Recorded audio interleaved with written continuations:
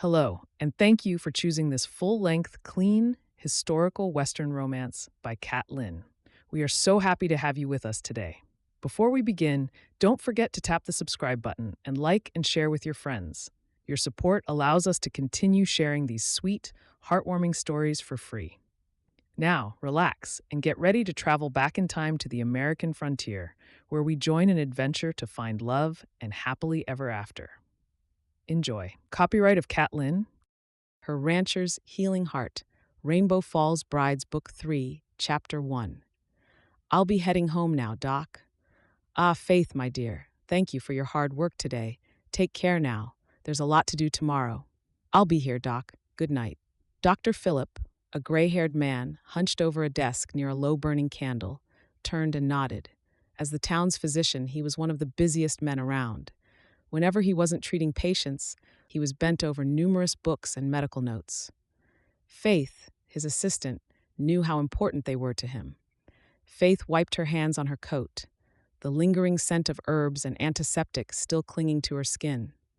The clinic had kept her longer than expected that day, but it was a duty she willingly took on.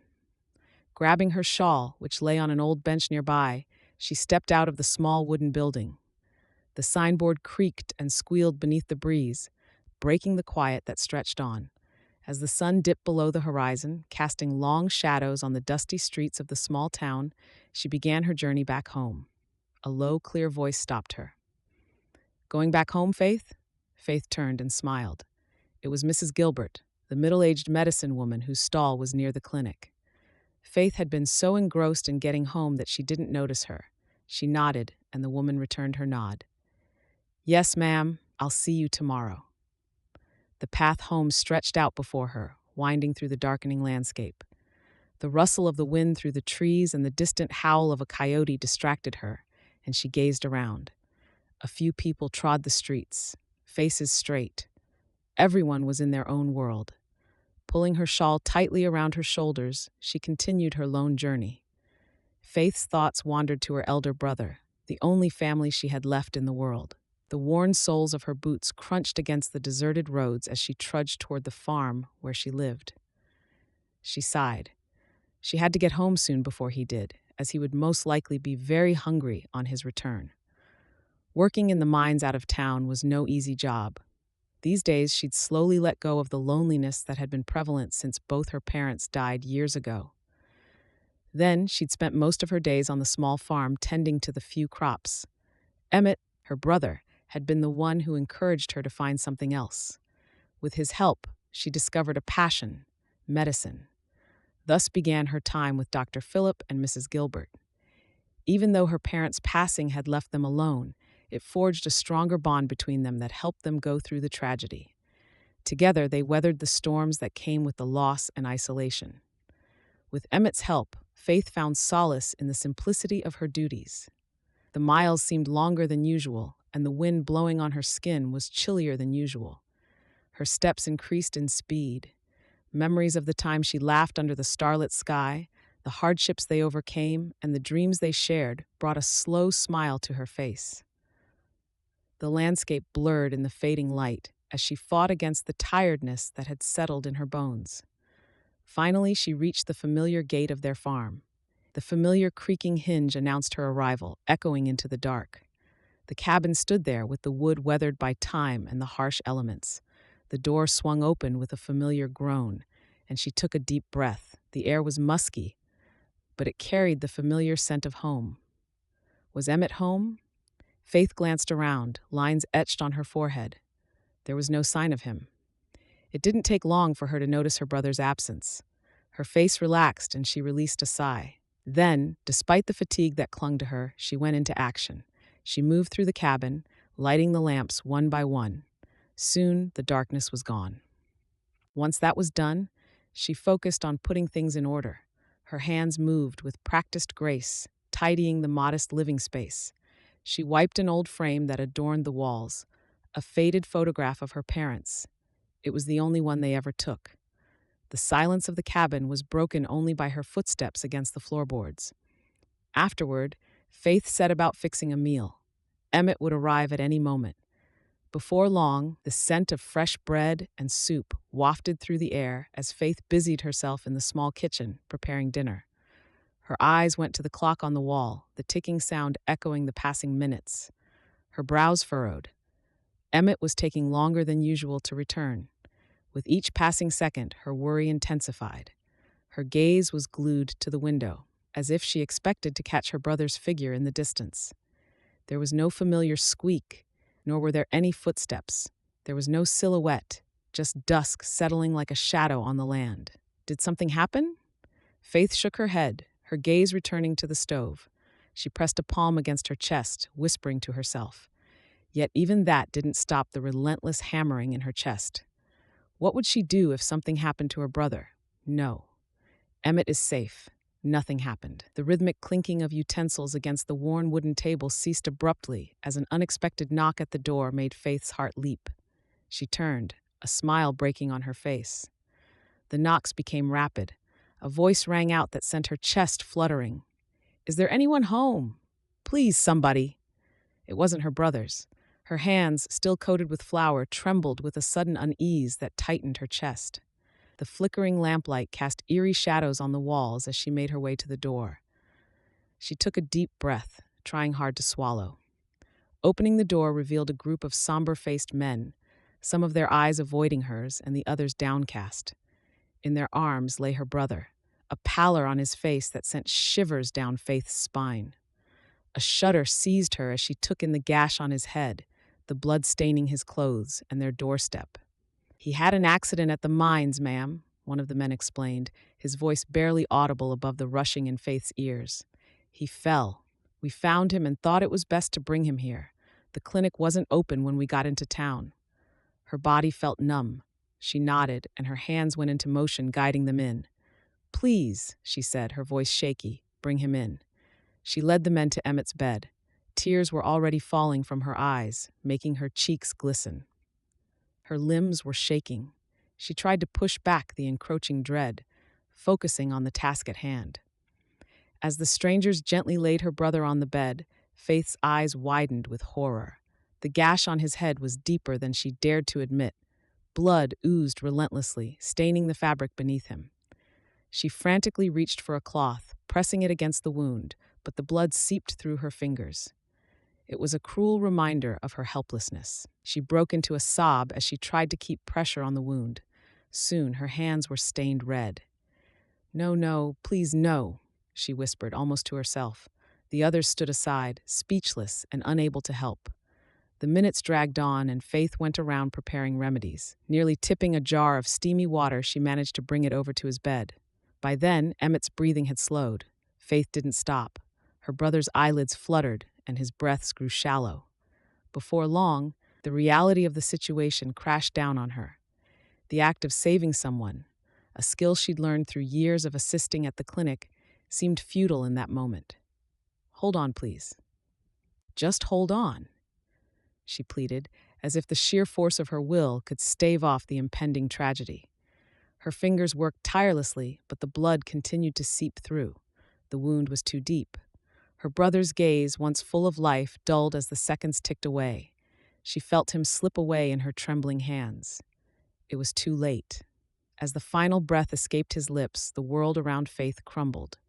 The reality of loss enveloped her, stealing the air from her lungs. She cradled her brother's lifeless body, the warmth draining from him like sand slipping through her desperate fingers. Tears blurred her vision as grief welled up and exploded.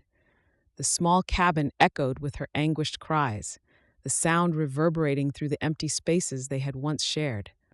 The strangers tried their best to comfort her, but there was little they could do. Eventually, they stepped out with parting words of condolence. She was alone.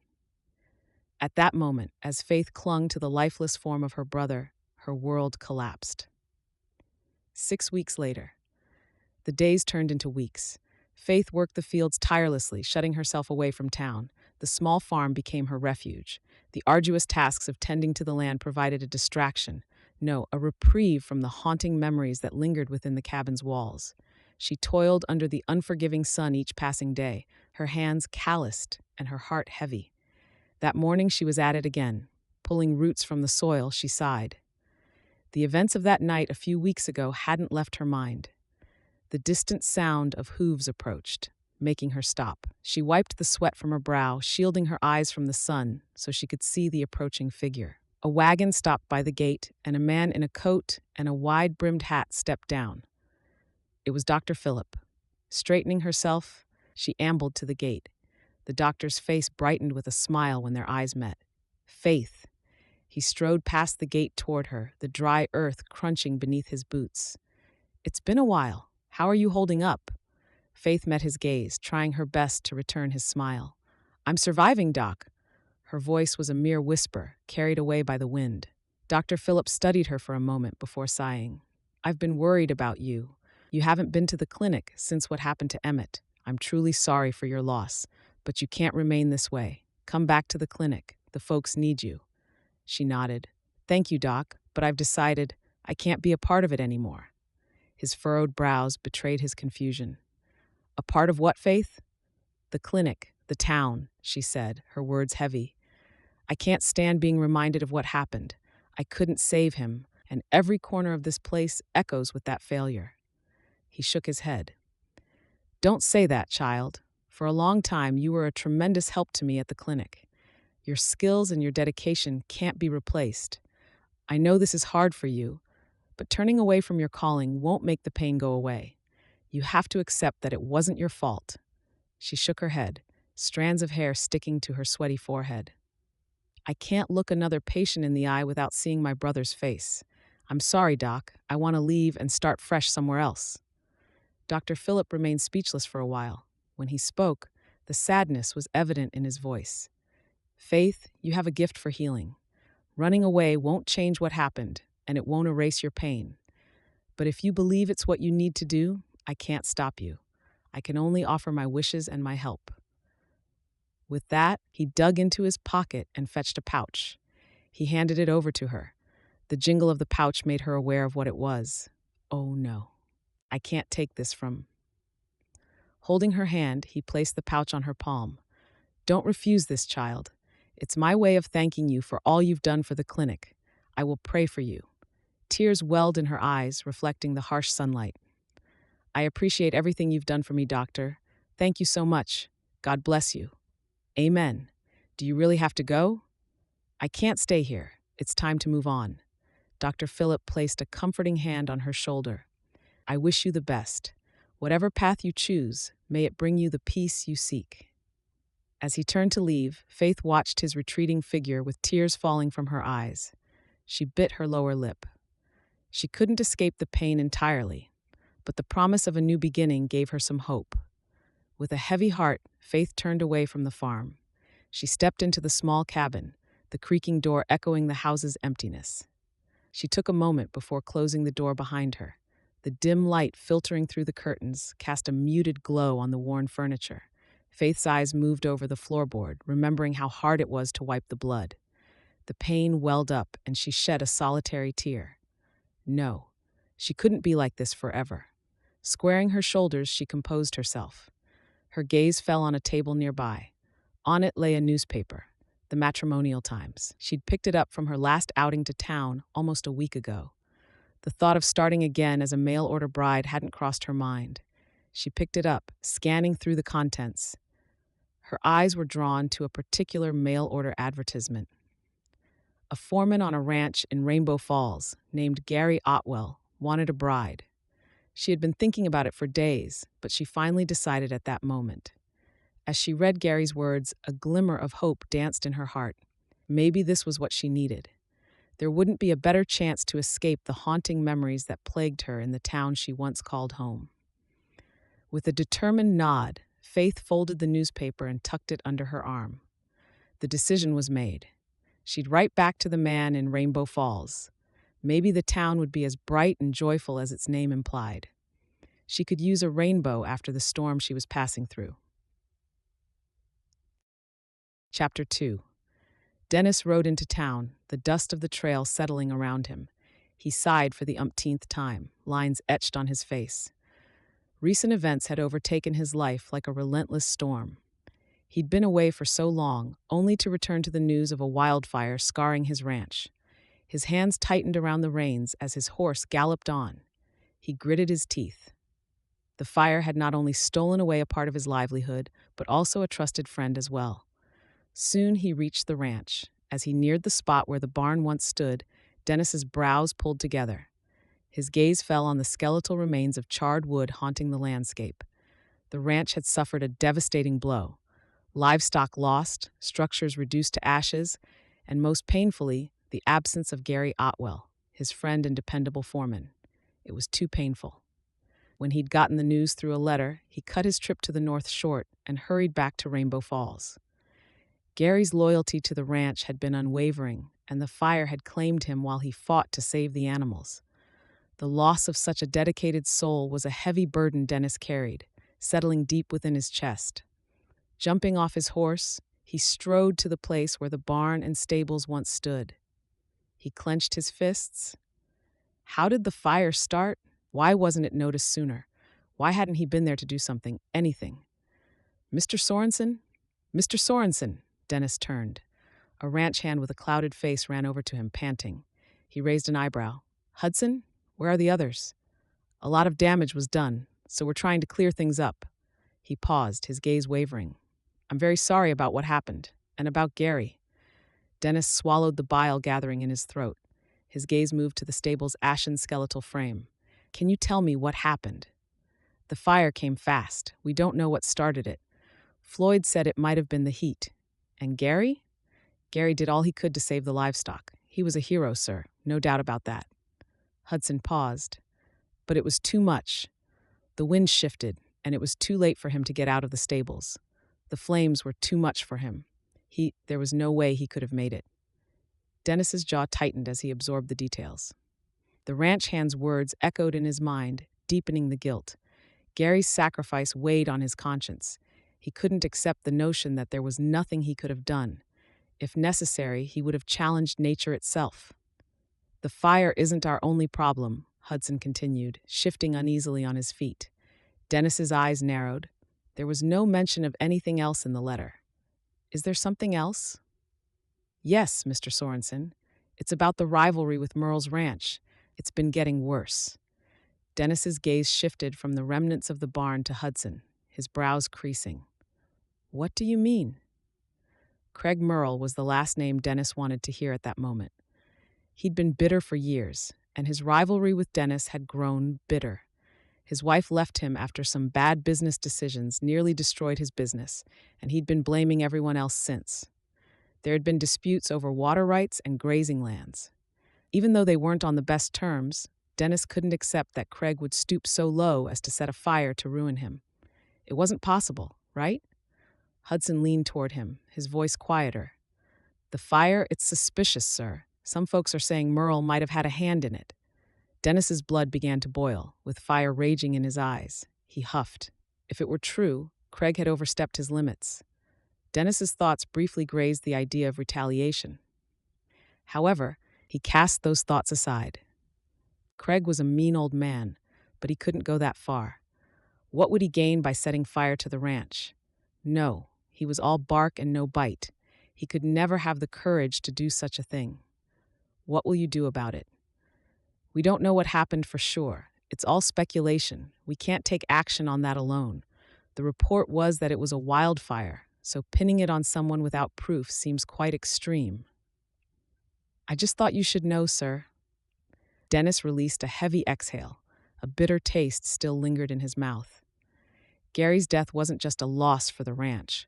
It was a personal blow to Gary, who had trusted him completely. As his gaze raked the scarred landscape, a resolve settled within him. There would be more travel and no more distractions. The ranch needed him now more than ever. He still couldn't forgive himself for being away when he was most needed.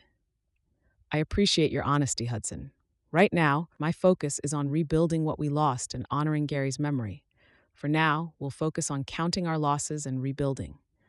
I understand, Mr. Sorenson. It's just so sad. Gary was even talking about getting married the day before he died. We all assumed he was jesting, but now he's gone.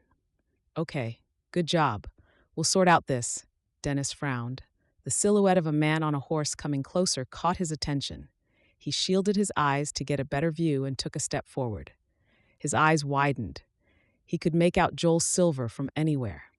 Dust-covered boots and hooves crunched against the charred earth, and the two friends were soon facing each other.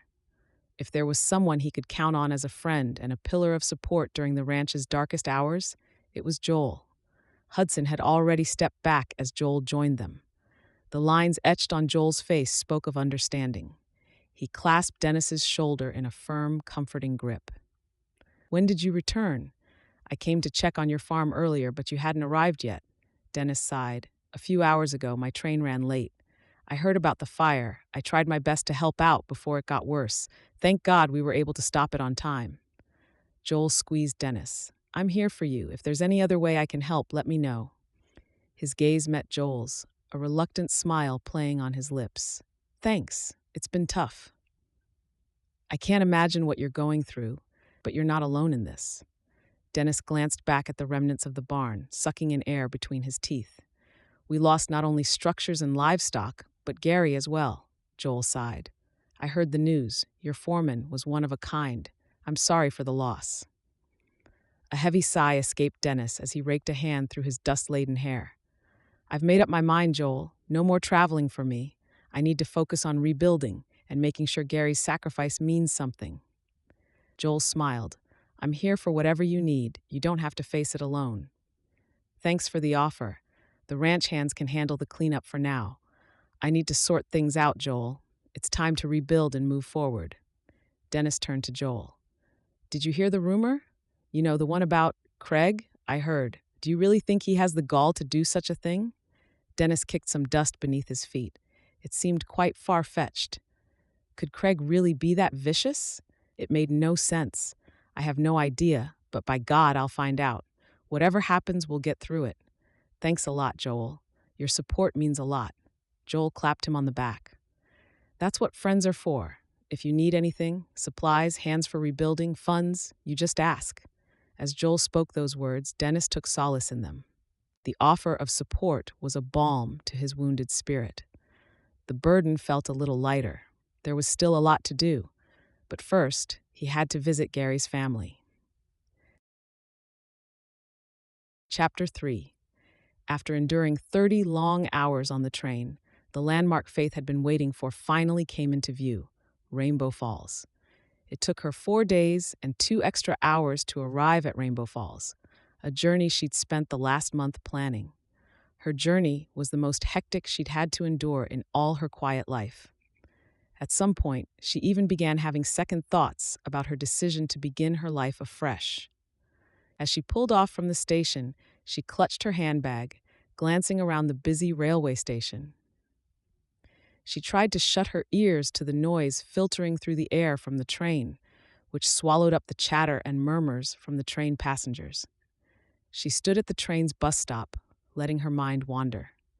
If she'd been told a little over 3 months ago that she'd be away from her hometown and would travel to some far place to begin a new life, she would have likely laughed it off and called the person delusional.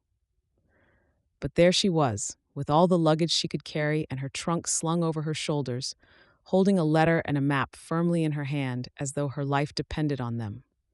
Well, her life did depend on them in a way. This paper was the only reason she came to Rainbow Falls in the first place. Gary Otwell. Until Faith found the ad, the name didn't mean anything to her. After she did, it became the only reason why she endured the discomfort of sitting for almost 2 days on the train. They were to meet in 2 hours from noon, and the mere thought of it made her nerves crack. Her bones ached. She didn't have the slightest idea of how he was. Gary hadn't said much in his letters outside of his interest in marrying, and neither did she know what he looked like. All she had were his name and the name of the place they were meeting. She checked the map in her hand for Winterset, a small village near Rainbow Falls where Gary promised to meet with her. She glanced around, spotting a burly elderly man in a hat and loose slacks struggling to haul his luggage into a wagon. As she walked over to him, she summoned a smile. "Do you need help, sir?" Inside, she hoped to confirm the road leading to Winterset. "You're kind. Thank you," he said with a toothy smile, his eyes crinkling and several lines forming around his eyelids. She returned his smile. "Are you new in town?" "Yes, sir. It's my first time at Rainbow Falls. I bid my hometown farewell a couple of days ago." She wondered why she shared that piece of personal information with him, because she wasn't usually the type to open up to others. "You're here to visit or to settle down in Rainbow Falls?" "I'm here to start again." She cocked her head and turned to him, shrugging. "Who knows? It just might have been what I've been looking for." He nodded at her words. "You can never tell what life has to offer until you try," he said, staring into space. "And I'm glad you thought of giving yourself a second chance. It's never too late for something beautiful to happen in your life. Welcome to town." He flashed her a grin again, and she nodded her approval, a little smile curving her lips. "I'm Faith, by the way," she chipped in. "It's a pleasure, Faith." He chuckled. "This old-timer goes by Terry. Where are you headed?" "Winterset. The map says it's north of here." He chuckled at her words, and she raised a brow, wondering if she said anything funny. She was about to question him when he looked up at her and flashed what was by now his trademark toothy grin. "It's your lucky day, Faith. Why, I'm also headed to Winterset. I'll give you a ride." "Oh, that's wonderful." Her face lit up at his words. "Thank you very much." He nodded before nudging the reins. The horse began trotting toward town, dragging the little wagon with it. "It's our anniversary today. I go every year to the waterfall to talk to my wife. It was our favorite spot. We were there the day before she passed."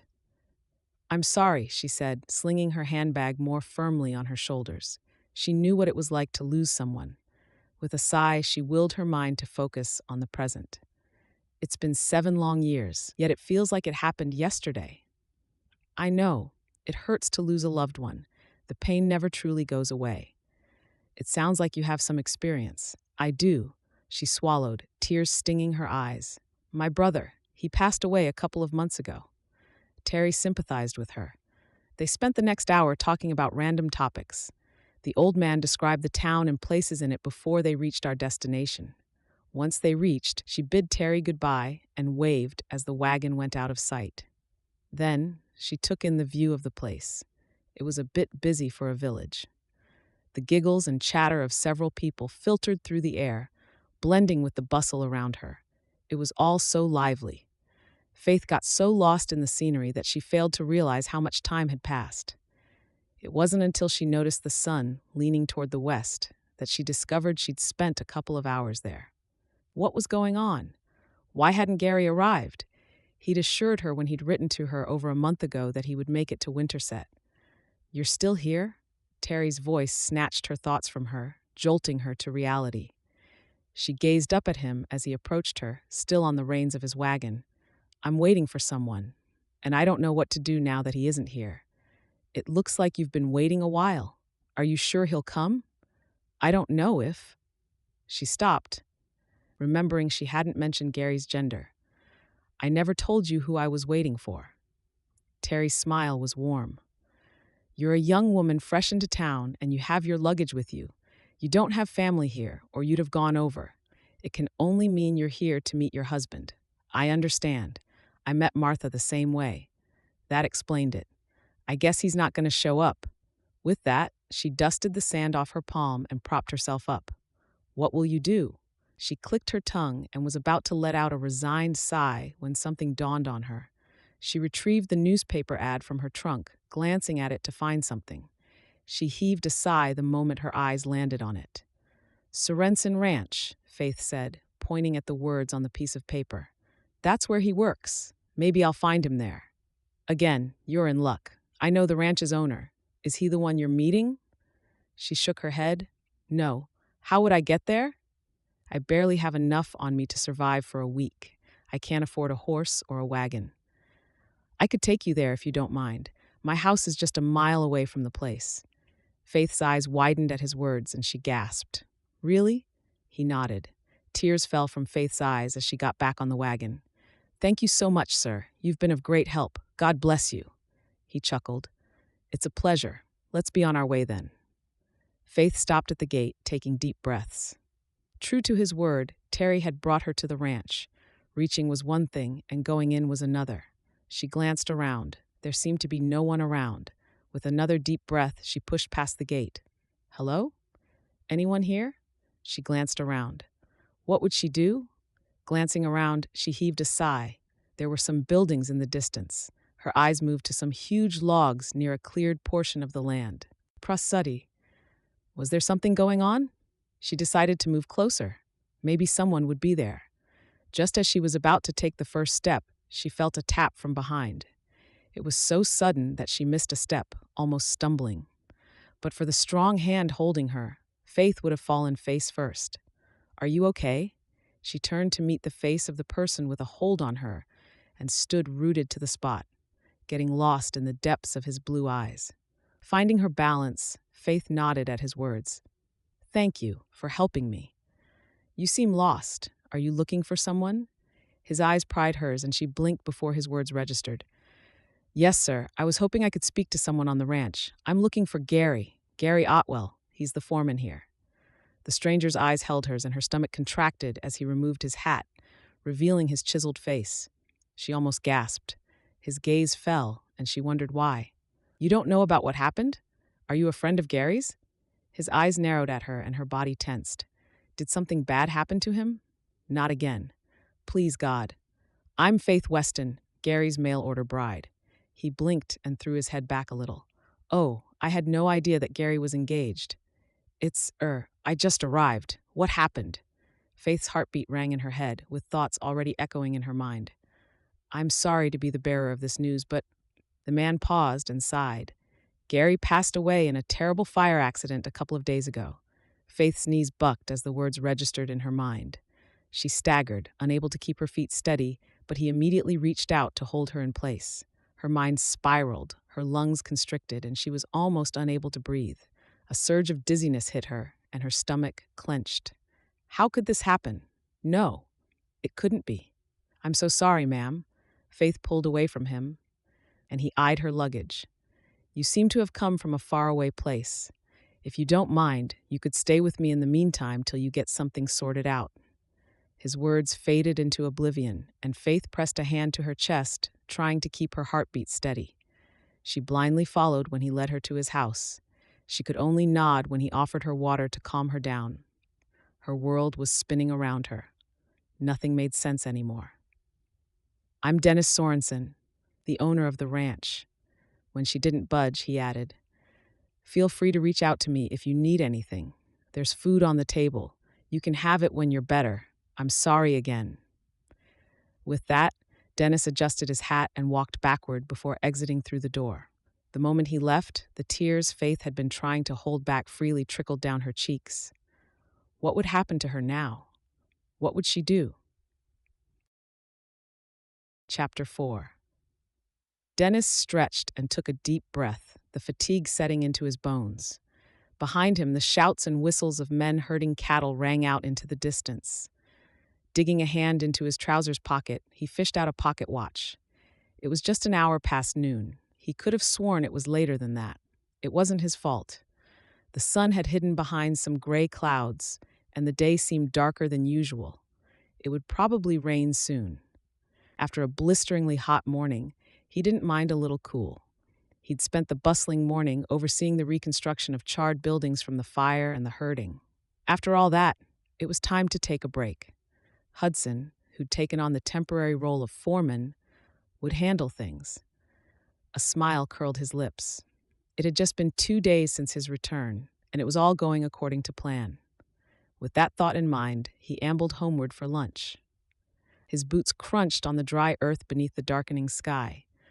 Alas, his optimism was misplaced. The sun poked its head out of the clouds, returning with renewed vigor. Wiping drops of sweat from his forehead, he sighed. Gary always said a sunny day was perfect for a ride. His smile faded, and he gritted his teeth. Gary was gone. He'd left his old mother and sister behind, along with a legacy of loyalty. He's also left a fiancé. As Dennis strolled through the fields, thoughts of Faith, the woman who claimed to be Gary's would-be bride, lingered in his mind. She was beautiful, strikingly so. When she'd arrived at his ranch 2 days earlier, she was an unexpected guest. With her striking blue eyes, full lips, and curled brown hair, she looked out of place in all the roughness around her. When she mentioned who she was, Dennis's heart fell. Gary never met his bride. He'd have been starstruck if he laid eyes on her. There was so much regret, but it wouldn't help to dwell on it. There was a lot to do. For one, he had to do something about Faith. His mind went back to their meeting. She was reserved, but he'd made efforts to get her to talk to him yesterday. They weren't successful. A concern gnawed at him. He realized she had been skipping meals since arriving on his ranch. He understood grief could keep a person in isolation, but she had to eat. She had to survive. He could help her with that much, at least. Dennis's house came into view. Taking off his hat, he wiped more sweat off his face before jamming the brimmed hat back on his head. The sun's rays bore down with increased vigor, and he increased his pace as a response. Upon reaching the porch, he sat on the bench and released a deep sigh. He would focus on the matters of the ranch later. At that moment, what he needed was a hot bath and a steamy meal. He could also use some rest. Groaning, he stood and strode into his home. From the living room, he could catch a whiff of a tantalizing aroma. His belly rumbling, he tossed his hat on a couch nearby and headed for the kitchen. There, his dependable housekeeper and cook, Sarah, was preparing lunch. He grinned as he strode over to her side. She turned to him, fixing him a frown and a piercing stare. "What did I say about skipping breakfast? I had a lot to do, Sarah." Grabbing an apple from the table in the center, he shrugged and chuckled. "You understand how busy I get." His liveliness didn't faze the gray-haired woman, her brows remaining furrowed. Dennis rubbed the back of his head, still chuckling. Sarah had been the housekeeper of the Sorenson household for as long as he'd been alive, remaining even after the death of his mother and the ranch's decline before he took over. Everyone respected her on the ranch, but she was more than a housekeeper to Dennis. She was like a mother. "You've skipped breakfast 2 days in a row now." She turned to the bacon, sighing. "Not only do I have to deal with you, but now I've got to deal with the young woman not eating." Dennis's grin disappeared, and he pressed his lips together. What was he to do about Faith? "She hasn't left her room all day," Sarah continued. "I tried to get her breakfast, but she told me she wasn't in the mood." Dennis didn't like that Faith had been confined to her room all day. He could understand her grief, but she couldn't remain that way. A sense of responsibility tugged at Dennis, and he decided to address the issue. "I'll talk to her." Sarah turned to him. "You've got to be patient with her. The poor child just lost someone dear to her. I can't imagine what she's going through." Dennis smiled. "I'll handle it." With that, he headed towards her quarters. When he got to her door, he knocked 3 times. No response. He knocked again, louder this time. "Are you okay, miss? Can I come in?" He waited a few seconds for a reply and raised his hand to knock again when a soft and faint yes filtered from within the room. He took a deep breath before entering. Inside, the room was dimly lit, with shadows darkening the walls. Faith sat on the edge of the bed, her eyes puffy from tears that had undoubtedly been shed as she was alone. Dennis approached with a quiet determination, taking a seat beside her. "Are you okay? Sarah told me you've been in here since you arrived." She nodded. "I'm fine, thank you." Dennis rubbed his forehead, searching for what to say next. What would he tell her to make her leave her confinement? "Faith," he began, his voice steady, "I understand it's been a tough time for you. You've lost Gary before you could even meet him. I wish you had." She looked up, her teary eyes meeting his. "Gary was more than just my foreman. He was a loyal friend. His death pains me. So I know how you feel. But you have to take care of yourself. That's what he'd want." "I know. I lost my brother a few months ago. He was my only family. At the time, I thought it was over. But then I started hoping for a new life when I saw Gary's post in a newspaper. When I agreed to marry him, I thought we had a new life ahead of us," she said, her voice breaking. "Now he's gone. My brother and my husband-to-be are both gone." Her words struck Dennis speechless. She'd gone through a lot in such a short while. It didn't seem like he could do anything to help her feel better. Summoning courage, he decided to try anyway. "Life has a way of throwing us into the mud, but you aren't alone in this, Faith. I'm here to help you through it if you'd let me." She broke down, tears streaming freely. Dennis placed a comforting hand on her shoulder without saying a word. Sobs racked her body. He kept his hand on her shoulder, remaining silent as her cry echoed through the room. There was something about her that drew him to her. It must be our shared grief. Right then and there, he made a silent vow to assist her in moving on amidst her shattered dreams.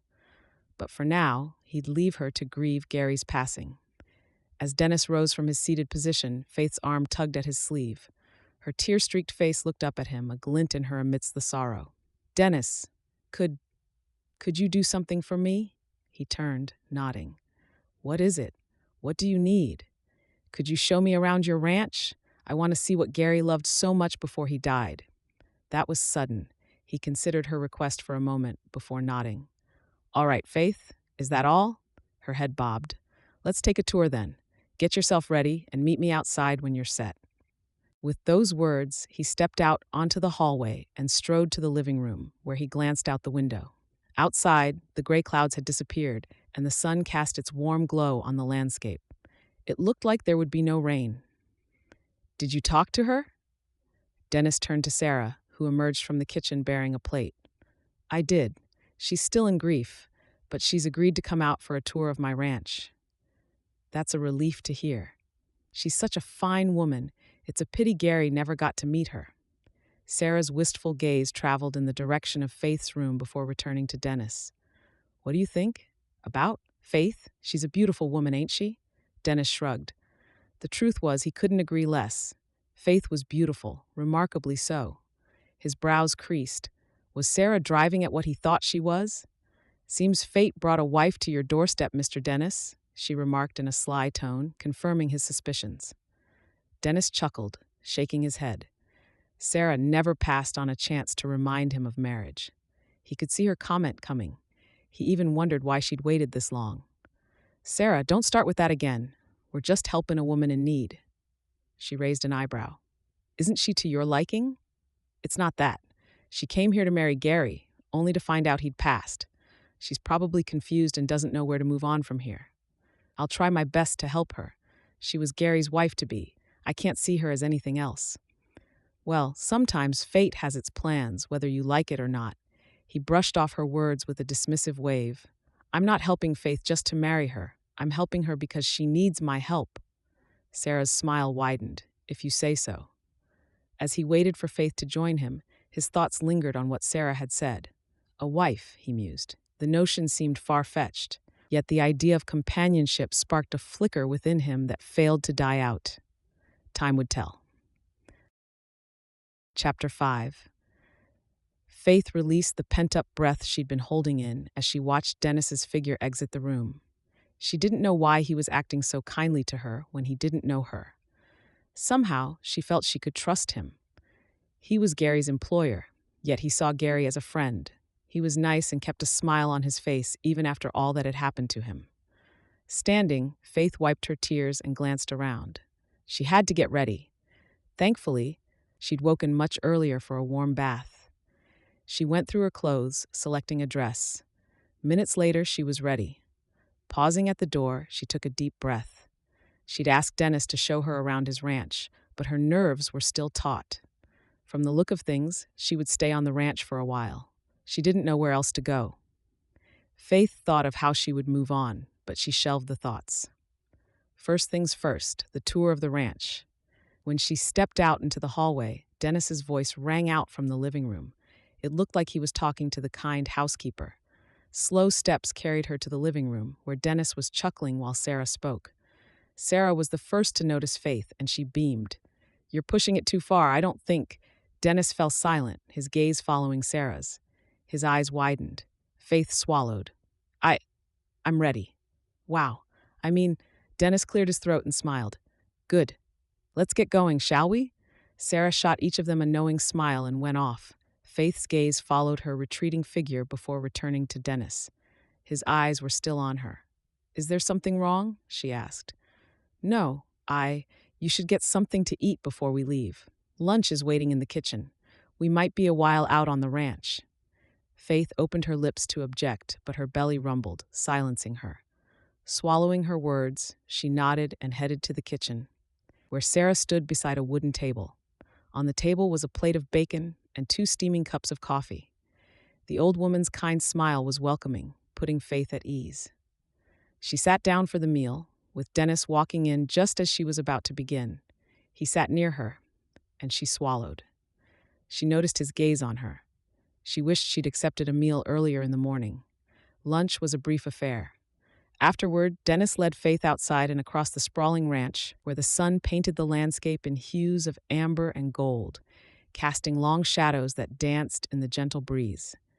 She wanted to stay behind to help clean up, but couldn't utter her reservations. And so there they were, treading the dusty path together. She tried to focus on the beauty of the land and the majestic stretch that lay before her, but it wasn't easy with Dennis so close. He said a few words, describing some buildings they passed, but she couldn't focus. Why did his proximity have such an effect on her? She was doubly aware of her heart racing. When he leaned closer to point out a big old timber building in the distance, his warmth sent a shiver through her. That's where we keep our supplies, like ropes, branding irons, harnesses, and the like. The place needs a cleanup, though, so I'm thinking of moving the stuff inside elsewhere until we can get that done. She nodded, and they moved on. Soon, they came to an area that was different from the other places she'd seen. On closer inspection, she noticed a part of the grass was brownish.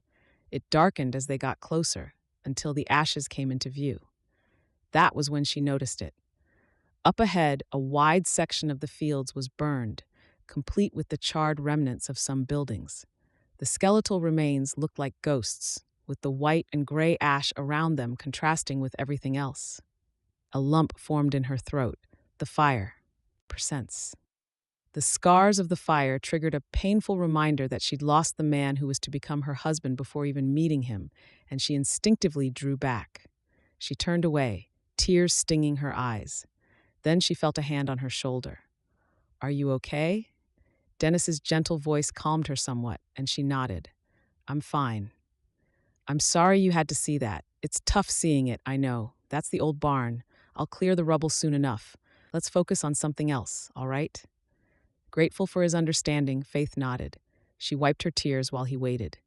They continued their journey, winding their way towards another timber structure. "This is the barn, at least for now. It used to be an empty warehouse before the fire." The rustic structure, weathered by time and wear, held a certain charm.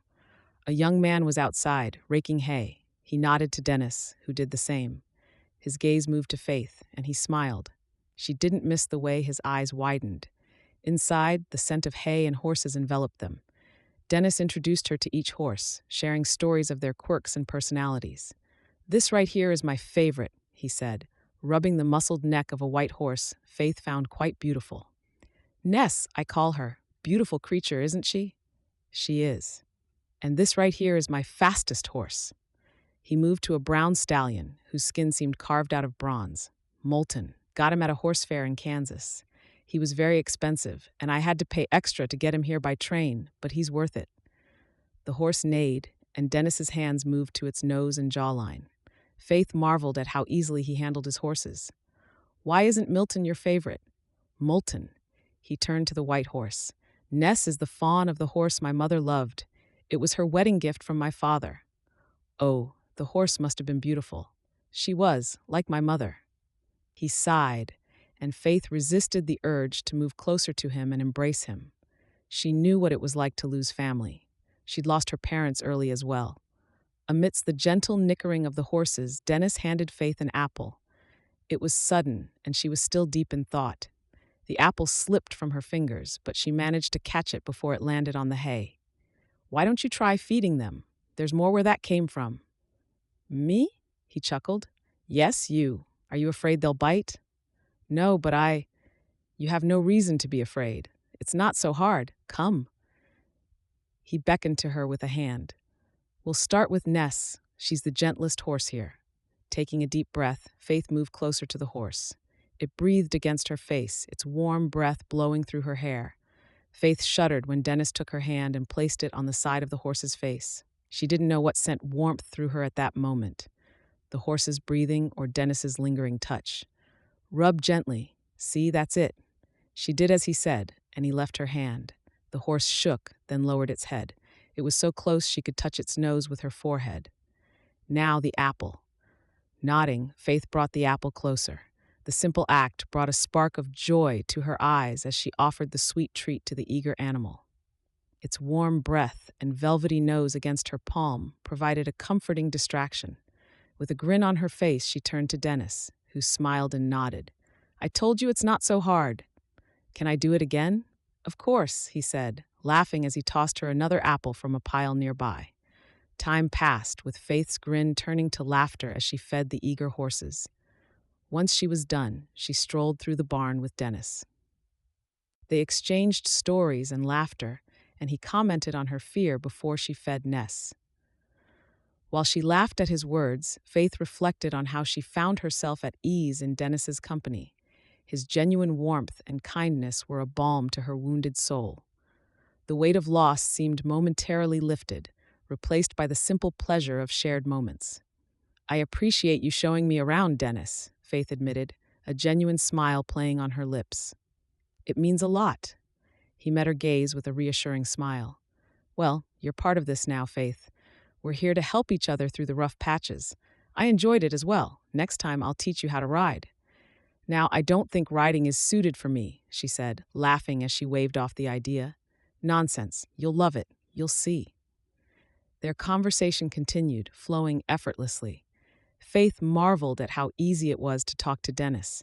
He was easy to be around. As they made their way back, she realized her heart felt lighter. One good thing has come out of this mess. She'd met Dennis.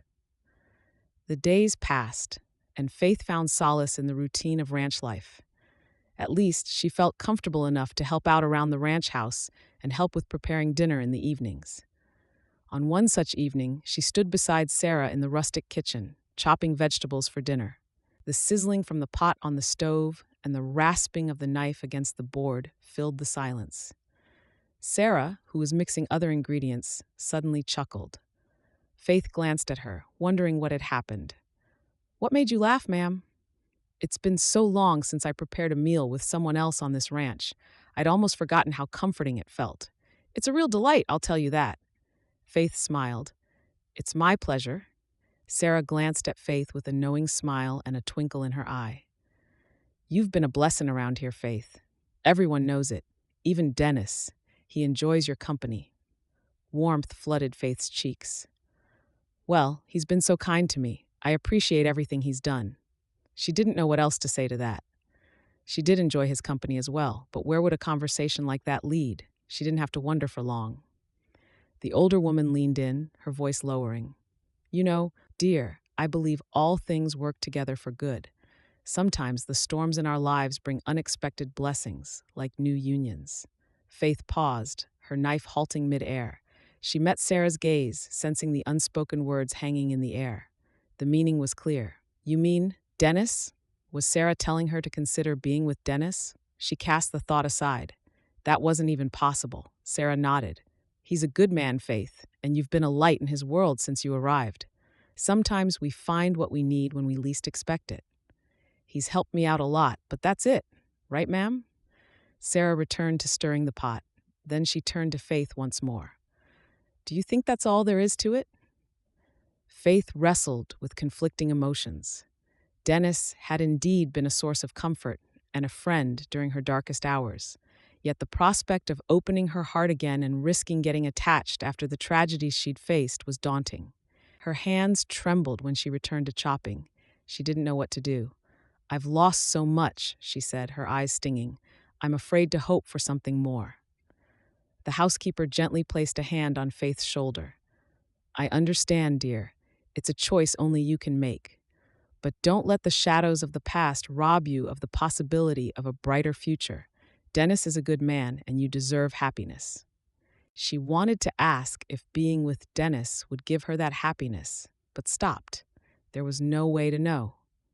As Faith resumed chopping vegetables, her mind whirled.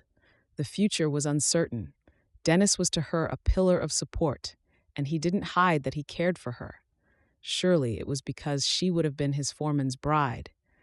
She didn't imagine anything else between them. The prospect of something beautiful blooming from her arrival in Rainbow Falls tugged at her heart, but the fear of loss and heartache lingered in the recesses of her mind. The scent of the soup filled the air, but even the pleasing aroma couldn't settle her mind as she continued to chop absent-mindedly. Before long, there were no vegetables left to chop. Faith dropped the knife and uttered a silent prayer, as she didn't know what to do. All she needed was a sign. Chapter 6. Dennis wiped the sweat from his brow, the sun beating down on the ranch as he worked tirelessly to rebuild the charred fence. He sneezed as he broke down another part of burnt wood, the ashen dust from the scorched post irritating his nose. His task was clear-cut: break down the parts of the fence that had been damaged and charred in the fire and rebuild with freshly cut wood. It seemed easy on paper, at least. The hard part was doing it. All day, Dennis had been breaking or cutting down damaged parts of the fence and hammering in fresh wood. He wasn't alone. The rhythmic clink of tools from two men working on other damaged sections echoed in the open expanse, resounding in the vast land. The fire had started in the old barn and reached the fence, which was more than a mile away. It was a miracle the fire was brought under control, and no further damage was done beyond this. As he hammered another nail into place, soft footsteps made him stop. Turning, he saw Faith. A small smile played on her lips as she held a jug of water and a tray of snacks, honey-smeared biscuits. He grinned, dropping his tools and heading over to her. "I thought you might need a break," she said as the warmth in her eyes widened his grin. Dennis nodded. He could use a break. Brushing more sweat off his forehead, he accepted the offered water and took a huge gulp. It was soothing. "Much obliged, Faith. You're a sight for sore eyes." She sat beside him on a log, the tray of snacks between them. Taking off his hat, he placed it near him. As he sipped from the jug, he couldn't help but notice her gaze lingering on him. A smile remained plastered on her face. It struck him then how strong and resilient she was to sit there smiling even after all she had weathered. His eyes searched hers. She'd been through a lot, from losing her brother to losing Gary. It had been a hard road, yet she was picking herself up. Her quiet strength was as beautiful as she was. "Is there something on my face?" "No," he chuckled. "Why?" "You've been staring for quite a while." "Oh," he looked away, running his fingers through his hair. "Sorry about that." "Why for?" She drew closer. "There's no need to be sorry." "Ahem." Turning to the plate near him, he took a biscuit. "You're making?" "Yes." He took a bite. "It was good." "No, it was great." He didn't know when he stuffed his mouth full of biscuits. The honey only made it better. "It's good. I love it. I've never tasted biscuits this good." Her face colored. "It's one of the things I learned from my mother." Duncan noticed her gaze dropping. He knew they'd come upon a touchy topic, but something pushed him to press on. Avoiding it wouldn't help matters. "It's been a hard road, hasn't it?" She nodded. Dennis placed a comforting hand on her shoulder. "Yet you're standing strong. I admire that, Faith." Their eyes locked, and at that moment, there was a shift in the air. A sudden realization struck him. Perhaps Sarah was right. Maybe having a woman in his life wasn't such a bad idea, especially one as strong and resilient as Faith. He could use some support. He took a deep breath, the words in his mind tumbling out before he could stop them. "Life's unpredictable, and we've both seen our share of storms. But maybe we could weather them together. What do you say?" Faith frowned slightly, her gaze flickering. "Dennis, I don't understand." "I know. Don't worry about it. Thanks for the cookies. I have to get back to work." Her gaze lingered, then fell. Sighing, she stood to leave. Dennis chided himself for developing cold feet at the last moment. Why ask when he wasn't sure himself? Dennis gazed at Faith's retreating figure. He was indeed unsure. However, there was something about Faith that made him want to protect and care for her. Maybe it was the tragedy that had befallen her. He wasn't there for Gary, but things could be different with Faith. There was only one way to go about it. "Faith!" Faith stopped and turned. Dennis walked as fast as his legs could take him, resisting the urge to break into a run. Her brows were creased when he reached her. "What's the matter? Do you need something?" He interrupted, his words tumbling out in a rush. "Marry me, Faith." Her brows shot up, and the jug and plate dropped from her hands. She made no move to pick them up, but stood rooted to the spot instead. "What?" "Be my wife." She took a step back. What do you mean? Every word. I know this is sudden, but I promise to protect and care for you. We've been through so much already. What do you say we face whatever comes our way side by side? Faith stared at him. She didn't speak for a few minutes.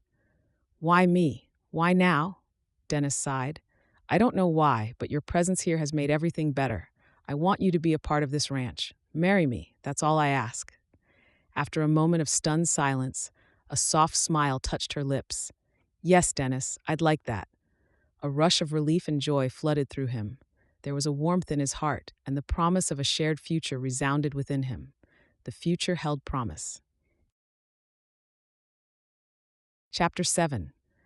Faith adjusted the simple dress she had chosen for the day's momentous occasion for the umpteenth time, her fingers trembling as she did so. Today, she and Dennis were to be wed at the courthouse. The marriage would be without pomp and grandeur, just them and an official. It was far from a fairy tale marriage. Even with that, her heart hammered against her chest. The significance of the day wasn't lost to her. Taking a deep breath, she stepped out of her quarters. In the living room, the sight of Dennis dressed in a suit made Faith blush. His hat was in his hands, and he'd combed his hair back. He was clean-shaven. He looked more handsome than before, and she struggled to take her eyes off him. His gaze fixed on hers, and his lips parted.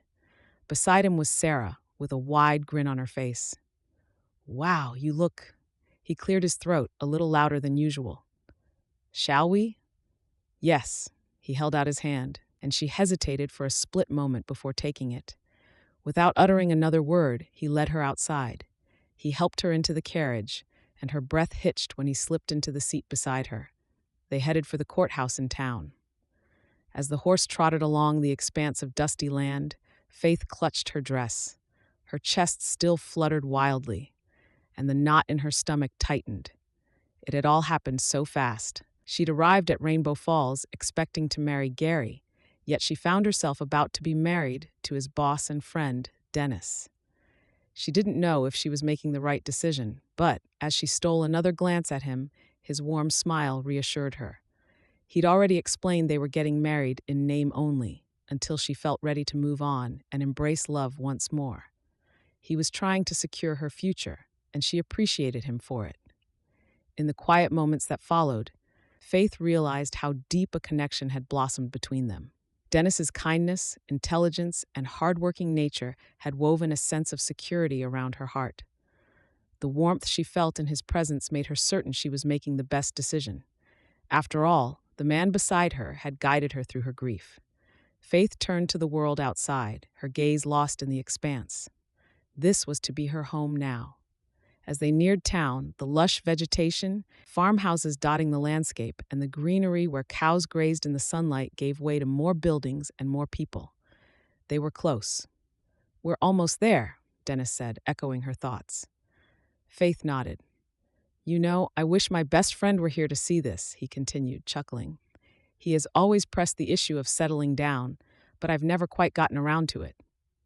Isn't he in Rainbow Falls? We can still visit him after. That'll have to wait. He's out of town. He's a busy man. After hearing of Gary's demise, she thought she was out of hope. Dennis had promised to be there for her in her darkest times, in whatever way she needed. He'd kept his word. She turned to him, tears gathering in her eyes. You've been so kind, Dennis. I never expected to find someone like you. He reached for her, and her heart rate quickened when their hands brushed against each other. Sometimes life surprises us. I've had my fair share in the past few weeks. I may not have all the answers, but I'm willing to figure them out with you. We're here, the man on the reins said. Faith, whose face was still flushed from Dennis's hold, glanced outside. They were in front of a huge building with a wooden facade that stood apart from the others around. This was it. Dennis helped Faith down and held her hands in his. His gentle hold made her skin tingle, and she willed herself to focus with a deep breath. As they walked towards the courthouse, the creak of the wooden porch beneath her steps echoed the rhythm of her heartbeat. She stole a glance at Dennis, who stood waiting with quiet confidence. His eyes met hers, and there was a warmth in their depths that reassured her. Inside, the courthouse felt hushed. The faint scent of ink on parchment greeted her when she walked in. An official who had been waiting led them to an adjoining room where a magistrate was to conduct the swift marriage ceremony. The wooden benches lined beside them were empty, with just 3 people in the room: she, Dennis, and the magistrate presiding from behind the elevated desk. Faith took her place beside Dennis, their hands clasped together. The magistrate began the formalities, his voice resonating through the room as he recited the binding words of marriage. Faith's gaze remained fixed on Dennis, her heart steadied by the sincerity etched across his face. The vows were exchanged, simple yet profound, binding them together in the eyes of the law. As the man behind the desk pronounced them husband and wife, a quiet thrill passed through Faith. It was done. She was Dennis's wife, even if it was in name only for the time being. Dennis's hands tightened around hers. His warm hold sent her heart throbbing. The courthouse doors opened to the radiant sunlight, welcoming the newlyweds back to the world. Hand in hand, they stepped outside. Soon the journey to the edge of town, away from the dusty streets and scattered buildings, began. The ride back was quiet. Faith searched for the words to say, but her lips failed her. Gathering her thoughts, she summoned courage and turned to Dennis. His eyes were on her. "Before you ask, your face looks just all right," she giggled, then beamed. "Thank you for everything." He smiled, a gentle warmth in his gaze. "It's a pleasure. We're in this together." Contented, she shifted her gaze to the scenery outside. Everything suddenly looked more beautiful. The days turned into weeks, and Faith found herself settling into the rhythm of ranch life. Her days were filled with simple tasks, and she spent more time with Dennis. He worked tirelessly to ensure her comfort, his actions reflecting the silent promise he had made on their wedding day. She couldn't be more grateful to him for it. In the mornings, she had breakfast with Dennis. Afterwards, she helped Sarah with the chores and prepared lunch for him. Sometimes she made biscuits for everyone working with him. Then she spent some time with him, exploring his ranch, before returning to prepare dinner. Most evenings before dinner, she sat with him on the porch, with the rhythmic creak of the rocking chair a soothing melody. Life moved on. Dennis continued his work on the ranch, rebuilding fences and structures and guiding the cowboys. Faith found solace in the chores they undertook together, the laughter shared over meals, and the quiet understanding in the glances they exchanged. 2 weeks passed. One evening, as the sunset below the horizon cast a warm palette of colors across the vast sky, Faith busied herself in the kitchen as usual. She prepared dinner with Sarah. The scent of simmering stew mingled with the crackling warmth of the hearth. As Sarah stirred the stew in the steaming cast-iron pot, she glanced at Faith with a warm smile. "You spent a long time out with Dennis today." Faith blushed. She'd been learning how to ride, and she spent hours in the fields trying to get the hang of it. It took Dennis riding with her on his horse to show her how to control the reins. Her skin still heated when she remembered how close he'd been, and how she leaned against him when his horse went into a gallop. She swallowed and turned to Sarah, giggling. "He tried to teach me how to ride. Afterward, I helped feed the horses." Sarah nodded. "You've been a great help, dear. Dennis is lucky to have you by his side." Faith smiled in return, staring into space. "He's a hardworking man, and I can see why. I just want to do my part." Dennis used to travel a lot before the tragedy. It's in his nature, but now he's taken to looking after the ranch like it's a part of him. Faith wanted to ask to hear more, but found herself thinking of Dennis instead. It was because of him she was returning to the person she was before her brother's death. She couldn't get him out of her mind. It didn't help that he was so handsome. That chiseled face failed to leave her thoughts, and she found herself grinning as she always did when he invaded her thoughts. What was he doing at that moment? Usually, he'd return just as dusk was setting and spend some time with her. She glanced around as if hoping to see his figure in the hallway. He'd be home any time now. Dusk set in fully, and soon it was time to set the table for dinner. Faith began to wonder if Dennis would join them soon. The thought of him brought a subtle warmth to her heart, and she sat on the porch with her eyes glued to the path he usually took. The minutes passed. There was still no sign of him. Darkness had embraced the ranch, and the crickets resumed their chirping in harmony. Yet Dennis had not returned home. Faith's brows furrowed. It was unusual for Dennis to be late. A sense of worry gnawed at her. She stood, gazing into the darkening landscape, hoping to catch a glimpse of his silhouette. Sarah joined her, her gaze following Faith's. Still not back? Faith's breath hitched. It's not like him to be this late. He's likely caught up with some unexpected work. Ranch life can be unpredictable. Faith nodded, the worry deepening. I'll wait a bit longer to see if he shows up. Okay, dear, I'll be inside. As the night draped the ranch in darkness, Faith's worry grew. The distant sounds of the night creatures echoed her unease. Soon she couldn't stand it anymore. If Dennis hadn't returned by now, something might be amiss. Putting on her coat and grabbing a lantern, Faith stepped out into the cool night air. The crunch of gravel beneath her boots echoed in the quiet night as she made her way toward the barn, the dim light of the lantern guiding her path. The barn stood in shadowy silence, a silhouette against the night sky. The flickering lantern revealed an empty space. Dennis wasn't here. Her steps quickened as she ventured further into the ranch, the beam of light dancing across the familiar landscape. Her chest tightened and she called out his name, the echoes fading into the vast openness. Faith's heart quickened. Where could he be? Footsteps approaching caught her attention. She turned, stretching out the lantern. Once she caught sight of the man she'd been waiting for, she broke into a smile. He stopped. Dennis, where have you been? What in tarnation are you doing out here, woman? She stopped, her grin fading. Dennis wasn't smiling.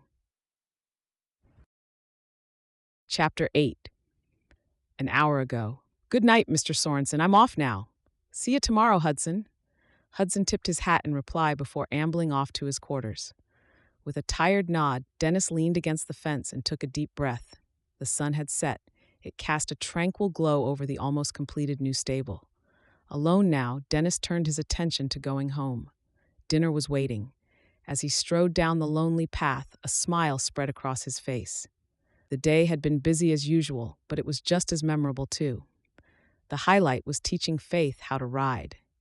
He kicked gravel off the road with a wide smile on his lips. He'd gotten closer to Faith these past few days. Spending time with her was a routine now, and it eased the burden on his shoulders. He didn't know why, but her presence made things easier. He chuckled, remembering his visit to Joel's farm a week earlier.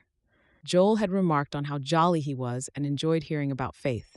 Even though he made it clear Faith was just his wife in name only, it didn't deter Joel from congratulating him for finally settling down. His smile slowly disappeared. Craig had also come up. Over the past week, a few men noticed cowboys from Craig's ranch loitering around. He discussed the issue with Joel, who advised caution. A conflict wouldn't solve anything. However, he couldn't let this slide. A sinking feeling that Craig had something to do with the fire grew in Dennis's stomach. He stopped. He was near the remnants of the old barn that once stood proudly on his ranch. Most of the damage had been cleared, but the wreckage there remained. He'd made mental notes several times to clear the place up, but couldn't bring himself to it every time. Sooner or later, he'd have to do it. Sighing, he headed for the ruin. His lips tightened and his breath caught in his throat. Nobody could have survived this. Navigating through a heap of debris from the charred wreckage, he sifted through the remnants of memories and hard work that had gone up in flames. The stale, earthy stench of burnt wood still lingered in the air as a bitter reminder of the tragedy. He coughed, holding his breath. It was no wonder no one dared to approach. Amidst the scorched remains, Dennis's hands grazed through the ashes. He wasn't looking for anything in particular, but he had an urge to keep searching. As he walked around, his legs hit something. The clanging of metal and the shattering of glass rang out. It was an old lantern, blackened by the plumes. There was something else. He bent, his brows pulling together. A bottle lay underneath a pile of burned wood. He fetched it out and took a sniff. The pungent odor was unmistakable. The bottle reeked of kerosene. It was an odd object. Kerosene wasn't allowed into the barn. The old, dry timber and the hay could catch fire easily, and the substance wouldn't help. That was when it hit him. He stood, squeezing the bottle. The fire was no accident. It wasn't a wildfire that had razed part of his ranch to the ground. Someone had deliberately set fire to his ranch. The realization hit him with the force of a storm, and he gritted his teeth as a fiery surge coursed through him. The desolation of his ranch and his foreman's resulting death weren't random acts of nature. No, it was a deliberate act of malice.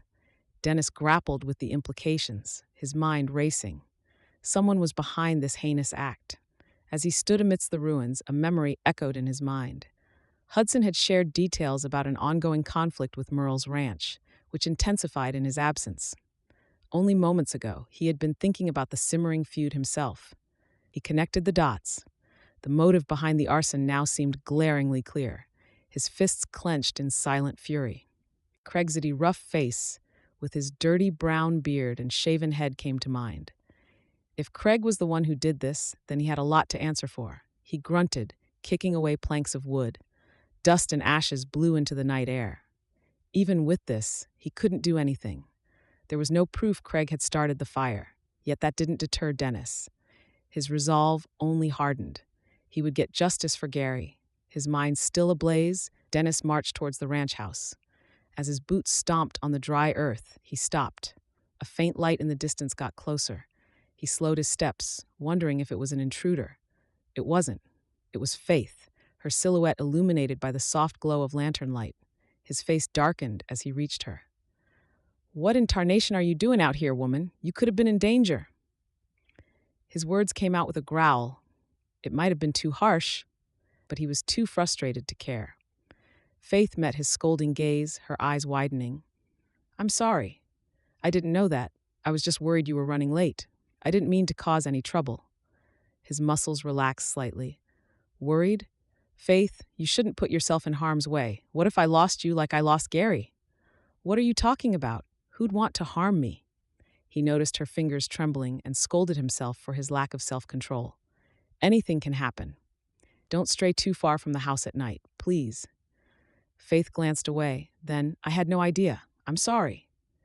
Dennis, still grappling with the aftermath of the arson, nodded. "You don't need to be sorry. It's dangerous to be out here." Faith fell quiet. They continued walking towards the house in heavy silence while Dennis wrestled with the turmoil within. As they approached the porch, Dennis cast a sideways glance at Faith. He sighed. He'd been too harsh. "I'm sorry for scolding you so harshly, but we're in uncertain times now. We need to be cautious. Don't go out on your own when it's all dark." Her lips pursed. "Is there any chance you'll tell me what's happening?" He couldn't risk putting her in danger. "Not now. I just need you to be safe." With those words, they ascended the porch steps and entered the ranch. Dinner that night wasn't as cheery. The usually relaxed atmosphere was replaced by a somber tension. Dennis picked through his food, the lines etched on his face as he kept thinking of his discovery. What if Craig decided to go one step further? He clenched his fists. If anything happened to Faith, he wouldn't be able to live with himself. A soft tap on his hand pulled him to the present. He heaved a deep sigh before turning to Faith. "Are you okay, Dennis?" she asked, her eyes searching his face. "You've been quiet since we entered. Is it about what happened?" Dennis hesitated, his gaze dropping to his plate before meeting Faith's concerned eyes. "It's not easy to put into words. There's just a lot on my mind." She reached across the table, her hand finding his. "You can talk to me. Maybe I can help." He sighed, his shoulders slumping as he considered how to express the turmoil within. All his life, he'd been a lone rider. When he came to the West with his mother, it was just the two of them. He enjoyed the freedom and became used to an unattached life on the road, even when the ranch passed to him. Not anymore. He had people to take care of now. "I've always kept to myself. I didn't have any worries before. It's not the same anymore. Now." His voice trailed off. "You're right. It's not the same." Faith squeezed his hand, calming him. "Now you've got someone to worry about. Someone to share the load with." Dennis looked at her, his brows raised. She understood without him uttering a word about his concerns. "Faith, he started, but the words caught in his throat. "It's all right. We're in this together," Faith said with a warm smile. "We'll rebuild the ranch." Dennis nodded. It wasn't as simple as she put it, but it didn't matter to him. It wasn't just about the ranch now. He had someone he realized he cared so much for by his side. Her warmth and understanding brought unexpected comfort to his troubled soul. As they continued with their meal, Dennis's thoughts turned to the unexpected turn his life had taken. Being responsible for someone else's safety scared him. As the evening wore on and the candlelight cast a soft glow on the table, Dennis's chest tightened whenever he stole a glance at Faith. He couldn't let anything happen to her. She was his wife. The next spoonful of rich vegetable soup he took became sawdust in his mouth. He swallowed forcefully. In his mind, without him knowing it, he'd begun to see their marriage as more than an agreement. Maybe, just maybe, there was something real between them. There was a chance which he was unsure of pursuing. He stared at her once more. She was beautiful, both inside and outside.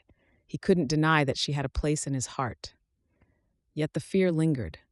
Love was an uncharted territory, and stepping into it unsettled him. She turned to him and smiled. Her smile pierced through his doubts, spreading warmth within him. He returned to his meal. After dinner, they cleared the table together. Dennis bid Faith a good night, and she did the same. In the solitude of his room, his worries returned. He had to focus on rebuilding his ranch and getting his business back on track. Then, there was Craig to worry about. He couldn't let Faith be caught in all of it. Was letting their budding connection grow in the current circumstances a good idea? The answer eluded him as he drifted off to sleep. 2. Chapter 9. Thanks for the meal. I've got to say, I'm getting used to having your cookies for lunch. Warm color flooded Faith's cheeks. She was growing into the habit of making Dennis lunch and bringing it to him while he worked. It was a great opportunity to catch a glimpse of the herding and the camaraderie between the cowboys on the range. As Dennis stood up and dusted his hat, her eyes followed him. He ran his fingers through his hair before placing his hat on his head. They'd been sitting under the shade of a tree, but Faith understood it was time to get back to work. Sighing inwardly, she stood. "Bye, Dennis. See you in the evening." With those words, she turned and began walking away. She hadn't taken more than 2 steps when Dennis held her hand, stopping her. His warm hold sent a tingle through her, making her stomach flutter. "Now, hold on for a minute. I didn't ask you to leave yet. But you have work to do," and he waved it off with his free hand. "I had something else in mind for this afternoon, if you don't mind." "What is it?" she asked, her voice a higher pitch than usual. "You'll see." He chuckled. "Follow me." His charming grin made her blush, and a bright smile lit up her face. With light, bouncing steps, he led her toward the barn. She followed, wondering what he had in mind. His good mood was contagious, and a lively energy coursed through her veins. When they reached her, he led her to the horses. She giggled. Did he want her to help feed them again? She'd ridden twice before with him and wished she could once more. However, she doubted it. That wasn't what he had in mind, was it? He didn't stop until they were in front of his favorite horse, Ness. The stunning white mare radiated grace as usual as she chewed on some hay. The sight of the tamed beauty left her breathless. She imagined what it would be like to ride a horse like this. It would be a dream indeed. "You'll be riding Ness today." "All right, I'll fetch some apples." She stopped, the words registering in her mind. "What?" His lopsided grin was audaciously charming. "You'll ride Ness." Her smile faded and her mouth fell open. "But, isn't she your favorite horse?" "She's still my favorite, but she's yours now. I've been meaning to tell you for a while, but I figured I'd just wait until you had a chance to ride her." Her gaze shifted between the horse and Dennis. He was still smiling, but his gaze was direct and unflinching. He took a step forward and began instructing Faith on how to saddle Ness.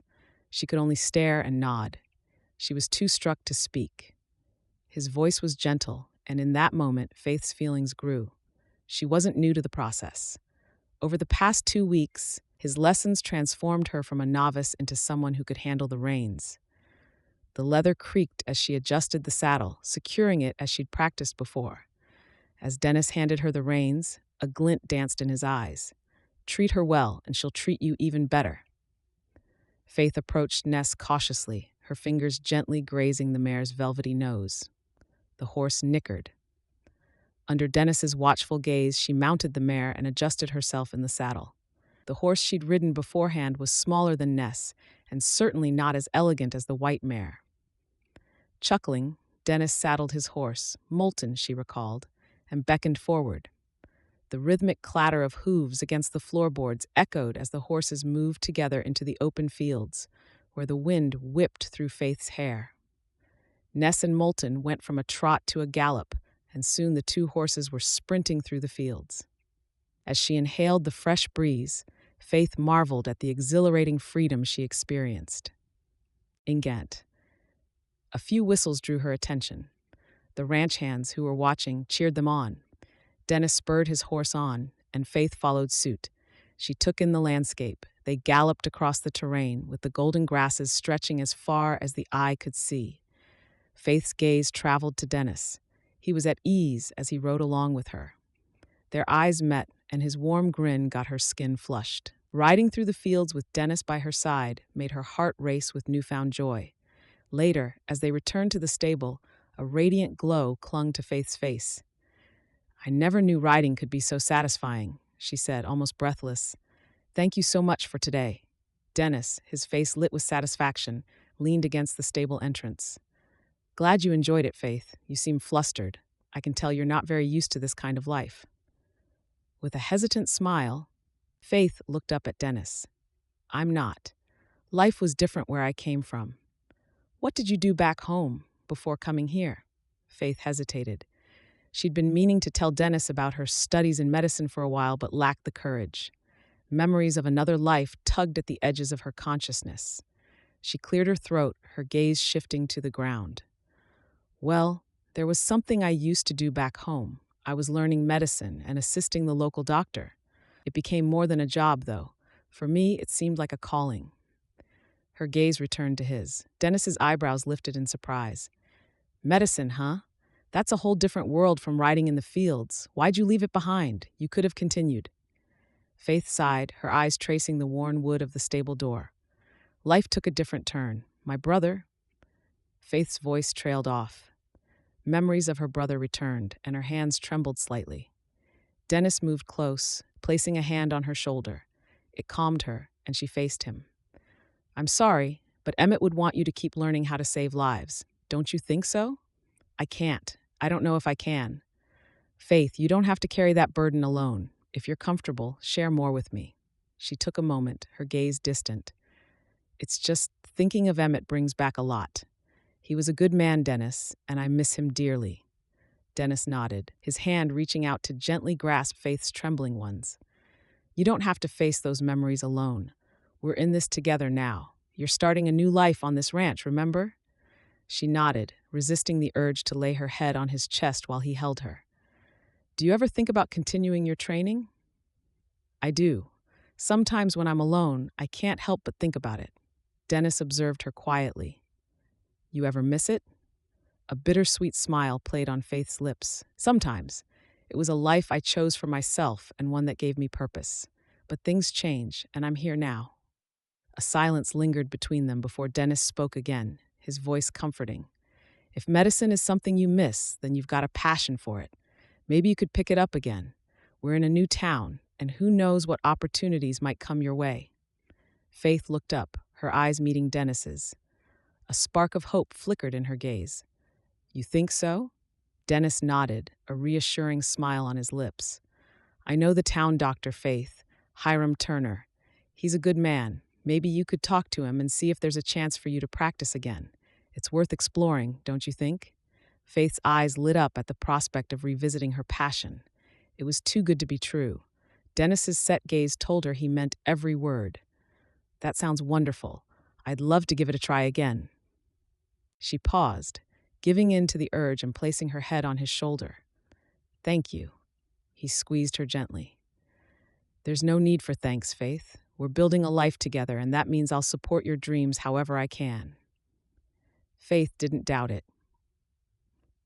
The morning sun painted the vast landscape with hues of gold as Faith found herself seated beside Dennis in the creaky wagon, rattling along the dusty trail toward town. They were going to town for supplies, and also for Faith to see the doctor about her training. Faith couldn't stop smiling. Ever since she spoke to Dennis days ago about returning to medicine, she'd been light in the chest any time he mentioned going to town. Finally, they were on their way.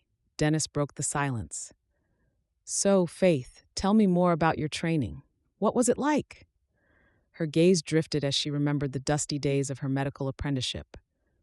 Well, it was hands-on, learning from Dr. Phillip, watching and assisting with whatever came through the door. Broken bones, illnesses, childbirth. The doctor never rejected a patient in all the years I knew him. He sounds like an interesting man. He was. He studied at a fancy school, but you would never tell. He was so humble and kind. That was before he settled in our small town. He always used what was on hand, mixing remedies from herbs and relying on instinct as much as his knowledge. I learned a lot from the medicine woman, too. Sounds like a tough way to learn. You must have seen a lot. Faith nodded with a twinkle in her eyes. Every patient and every ailment was a lesson. You had to be ready for anything. Dennis chuckled. As the conversation continued, Faith noticed the subtle shifts in Dennis's expressions, the genuine interest, the warmth in his gaze. The ease with which they shared pieces of their lives and did things together wasn't lost on her. It was like they were a real married couple. She blushed. Yes, Faith wouldn't mind being Dennis's real wife. He was caring, hardworking, and very handsome. But there was something more, her feelings for him. Yet the question lingered. Did Dennis feel the same? Did he think there could be something more between them? I'd love to hear more, Dennis cut in, interrupting her thoughts. But we've reached town. We're almost at the store. We'll talk about it another time. Faith glanced around. He was right, and she hadn't even noticed it. As the wagon rolled into the town center, the scenery unfolded before her eyes. Wooden buildings lined the dirt streets, and the clang of horseshoes echoed through the thoroughfare as wagons and carriages wheeled past. A saloon on one side echoed with lively chatter and laughter, while a dusty tumbleweed lazily rolled across the sun-baked road. They stopped in front of a large building with wooden pillars and a wide facade. A sign with the words O'Hare General Supplies imprinted boldly stood out on a board hammered to the upper part of the facade. Dennis helped Faith off the wagon, and they entered the general store. The bell above the door jingled as they stepped into the dimly lit space, where the scent of leather, spices, and dry goods greeted them. The burly store owner, a man with a bushy beard and weathered hands, looked up from behind the counter. Dennis, a wide grin broke across his face. How's it going? Got some business to tend to? And who's the pretty lady? This is my wife, Faith. We need to pick up a few things for the ranch. A sense of warmth washed through Faith as Dennis introduced her. There was something pleasing about Dennis calling her his wife. The store owner extended a hearty hand in greeting. Faith took the handshake, returning his smile. Pleasure to meet you, Faith. Name's Jeb. You're in good hands with this one. He nodded at Dennis, who chuckled. You've got a fine wife. When I heard the news, I couldn't believe my ears. Dennis getting married? Well, what do you know? It's true. Dennis shrugged. I meant to tell you sooner. Ah, don't say that.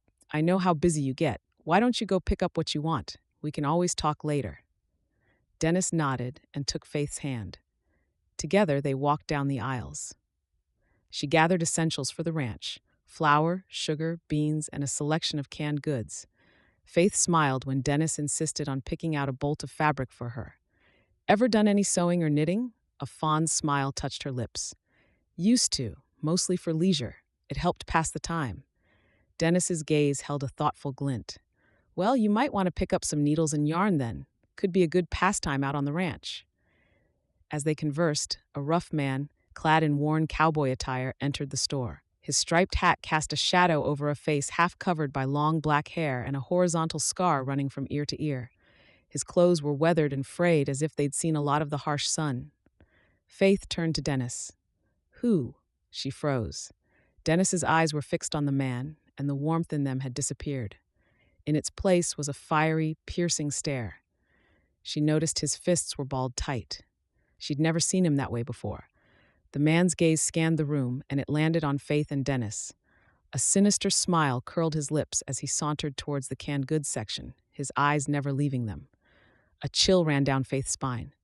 Dennis, who is he? Dennis's frown deepened. It doesn't matter, as long as we keep away. Faith wanted to ask why Dennis asked her to avoid him, but she chose not to. The frown on his face was only growing deeper. As the man collected a few canned goods, he shot them a cold glance, which made Faith shudder. There was malice in his gaze, and his eyes were darkened. That look held nothing but trouble. As quickly as he had entered, the man dropped some coins and left the store. The creaking of the door punctuated the silence that followed his departure. Faith turned to Dennis, her eyes searching for answers. "What's going on, Dennis? Who is that man?" Dennis's jaw tightened, his eyes narrowing. He released a deep breath. "He's trouble, Faith. We should keep our distance." Faith waited for more, but that was all. They continued their shopping, but unease lingered in the air. Faith couldn't shake the tension that persisted.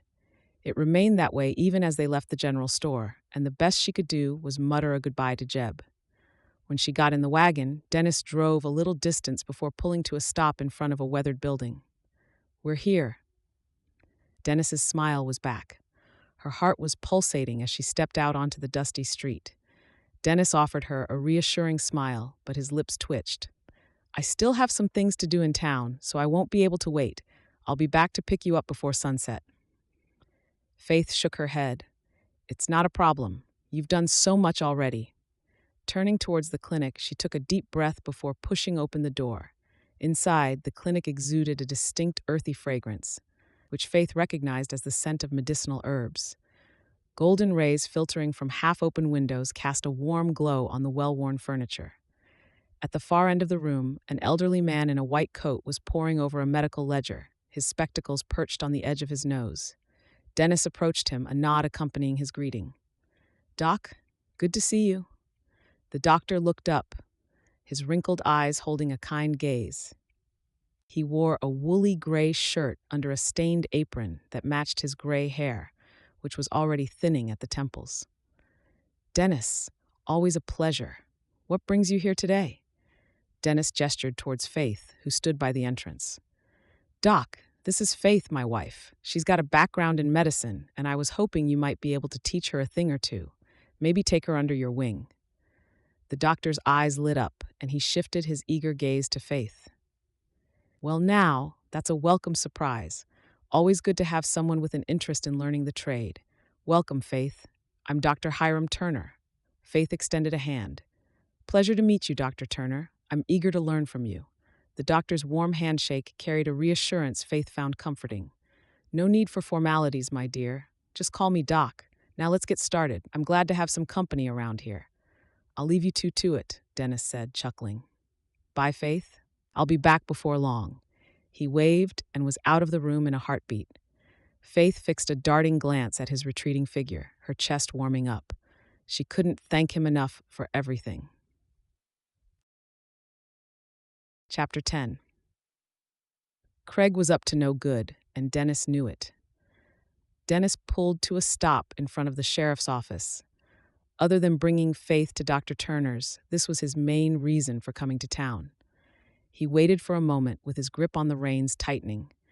It was better to do something about Craig while he still could. Taking a deep breath, he jumped down and approached the office. His boots thudded across the wooden boardwalk before coming to a stop. His hand paused just as he was about to knock on the door. A gruff voice bellowed from inside, stopping him. "I'll make sure to wipe that grin off your face, you oaf. Don't you know what you've done?" Al Grayson was at it again. A thud and a holler followed, and Dennis stepped back. He'd wait until the commotion died down. Just then, the door opened.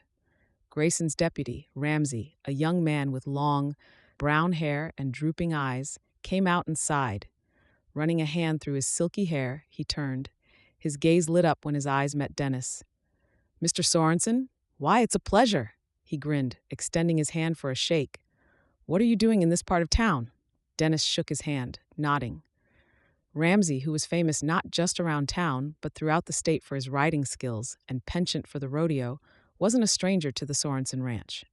At just 22, he'd already been touted as a potential cavalry officer. Dennis suspected he hadn't applied for any postings because of his overbearing mother. "I came to speak to," he nodded in the direction of the office, "the sheriff." Ramsey shook his head. "Mr. Grayson is in a fit, I'm afraid. Some drunken fools caused a ruckus in Madame Etta's saloon over a game of faro. You know how the sheriff gets when she's concerned. He's giving them a piece of his mind inside." Dennis crossed his arms. He didn't have all day. Dealing with Craig's threat was more important than telling off a pair of drunkards.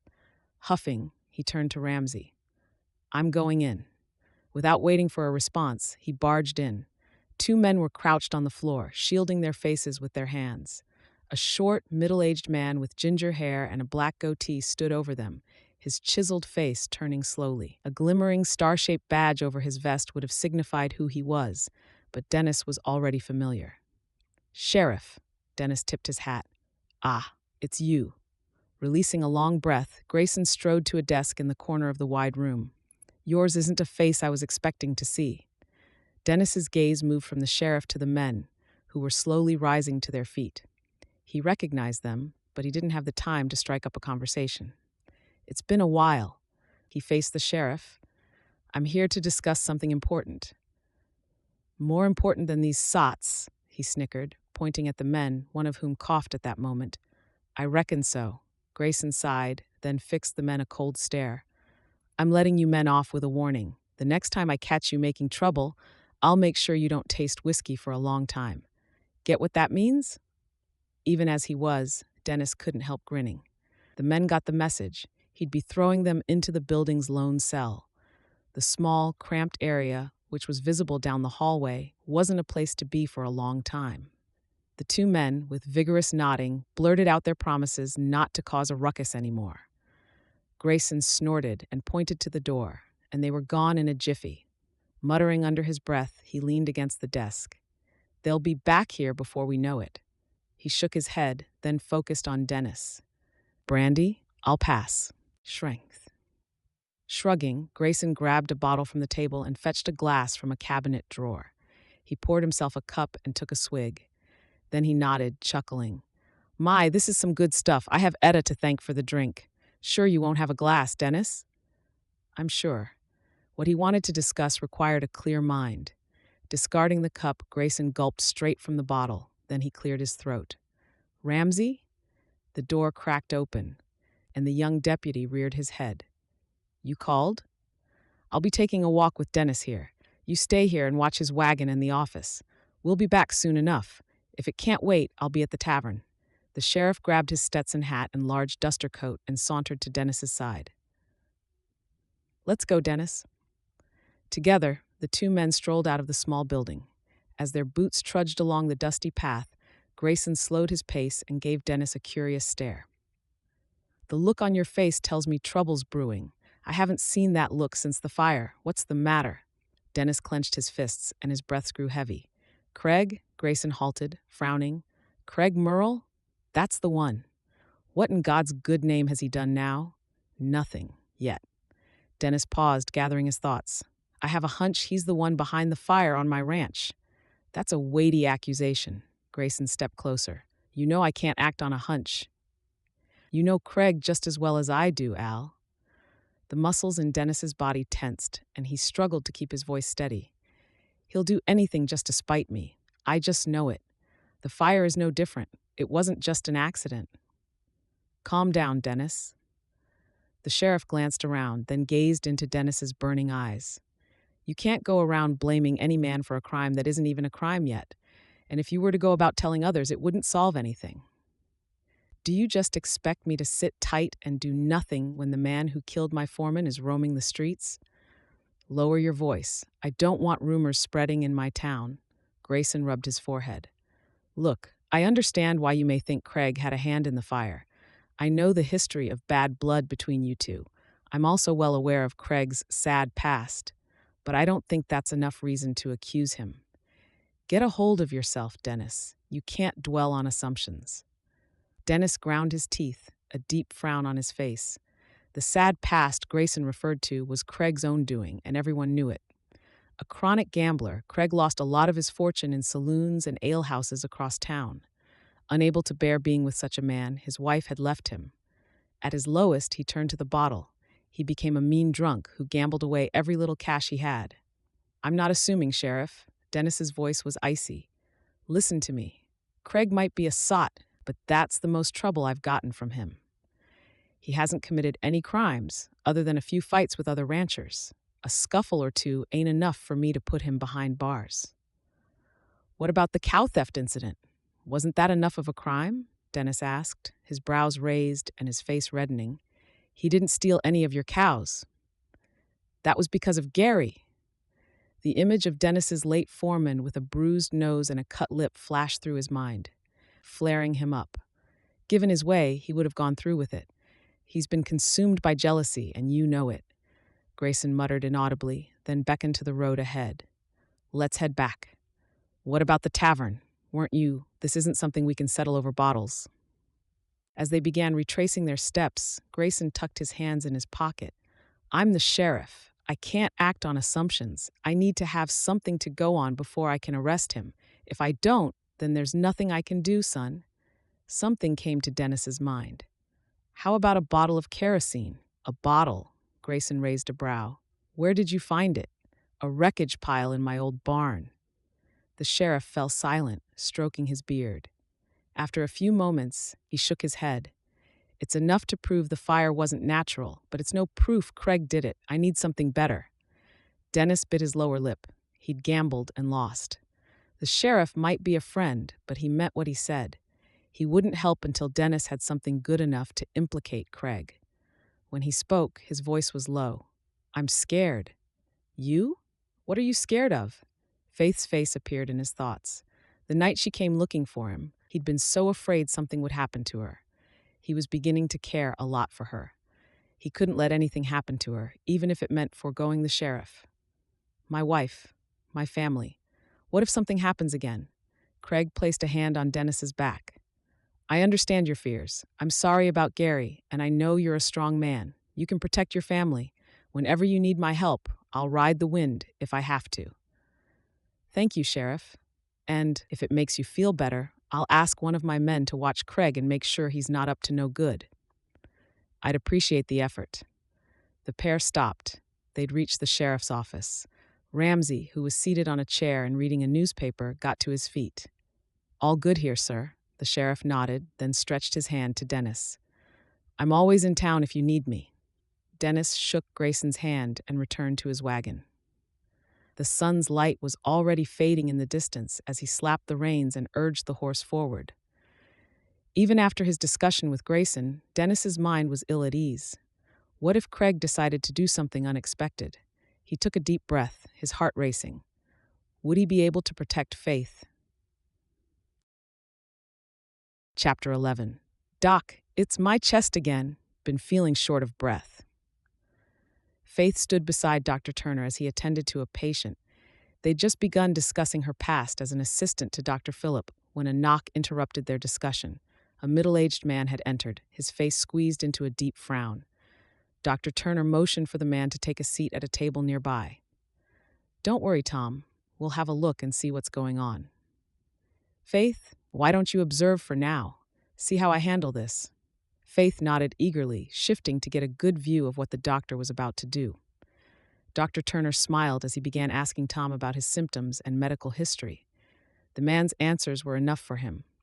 It's as I feared. Have you been taking the buttercup tea I recommended? If I'm being honest, it's getting harder to get it. I'm a man of limited means. Turner sighed. I understand, but you have to take care of yourself. How would you feed your family if you're short of breath all the time? I can help you. I'll give it to you from my stores, and you can pay when you have the money. Is that good enough? Thank you very much, Doc. I'm indebted to you. You can thank me when you're feeling better, the doctor said as he rummaged through a drawer. I should have a bit here. Tom's face lit up when Dr. Turner handed him a small bag of tea. With more words of thanks, he walked out. Turner made some notes in a book. Tom's been suffering from asthma for a while, he said without looking up. All that dust upfield laboring on the farms isn't doing him any good, but it's a tough life. If he leaves his job, what else could he do? I get a lot of patients like that, and I just have to help them in any little way I can. Just like Dr. Phillip. I understand. Dr. Turner turned to Faith with a smile. Now, my dear, it's your turn. What would you have done differently, if anything? I'd have done the same, he nodded. Good, Doc, it's an emergency. Faith's heart leaped as the door swung open, revealing a group of anxious men and women carrying a pregnant woman in their arms. Her face was contorted and she was straining. She was in labor. We had to bring her here as soon as we could, one of the men explained. I don't think the baby can wait. You did well. Follow me.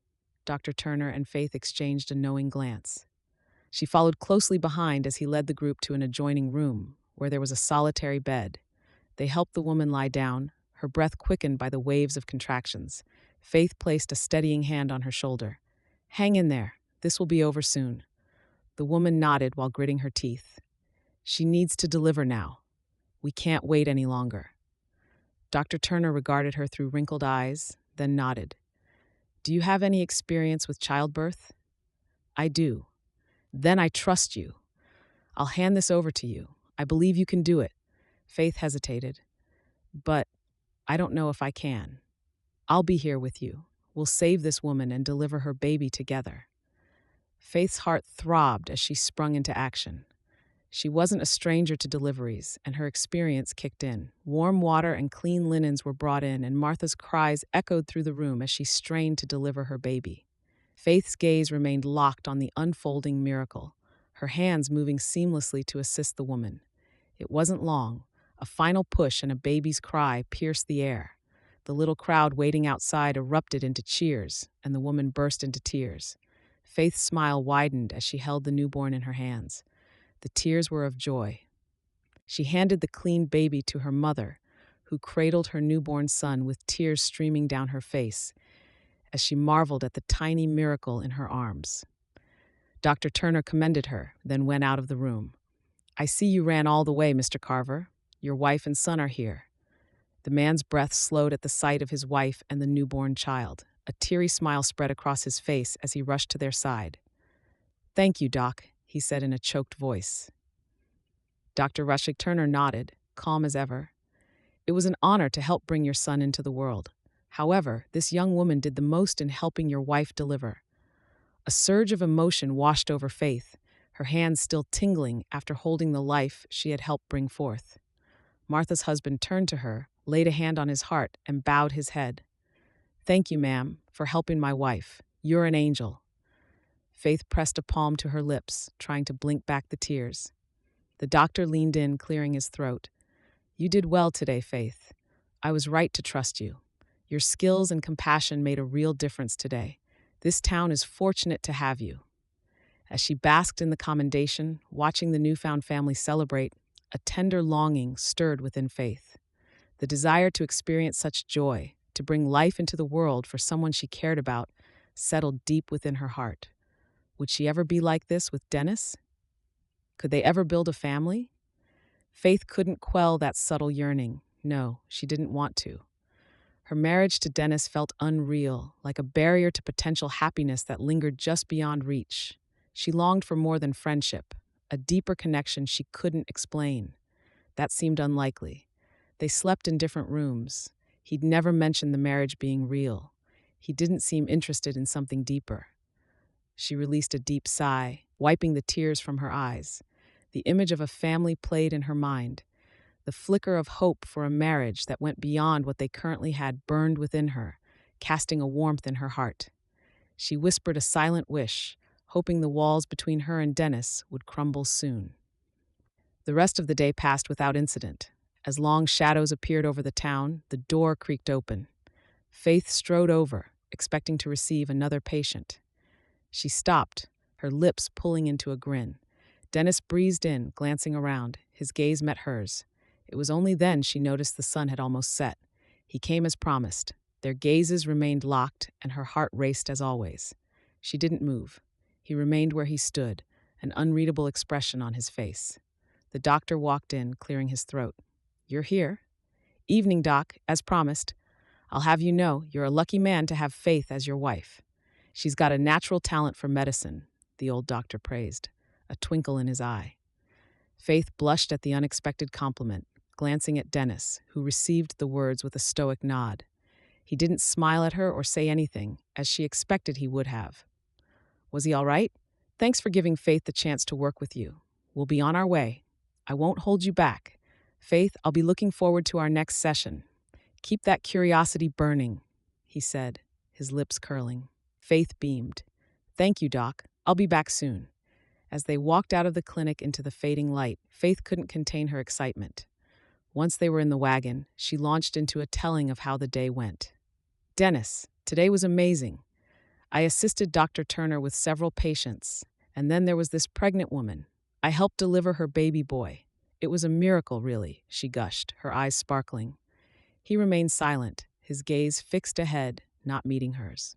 Yad, she waited for a reply, but got none. Hurt, she faced the road. "I'm glad you found a place there, Faith. It's good you're enjoying it," he muttered, his words lacking the usual warmth. Faith's excitement faltered and she frowned because she sensed tension in the air. It had been there with the strange man earlier in the morning. She studied Dennis's face, but it revealed little.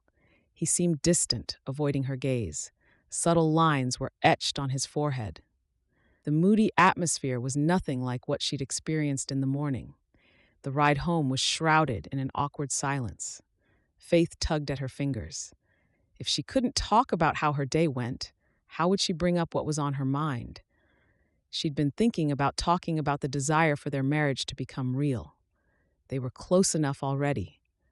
As the wagon rumbled along the familiar path to the ranch, Faith stole glances at Dennis, hoping to break through his foggy mood. However, he remained tight-lipped, focused on the road ahead. The silence grew heavy. Faith's excitement waned, replaced by a growing concern for the man beside her. She bit her lip. Finally, as they reached the ranch, Faith gathered her courage to break the silence. "Is everything all right? You seem upset? Did something happen in town?"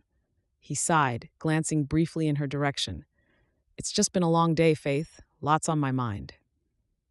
She placed a gentle hand on his arm. "You can talk to me." He nodded, but said nothing. The distance returned, and Faith was powerless to stop it. The silence resumed as they got off the wagon. Dennis strode along the path to the barn instead of the house. Faith was alone.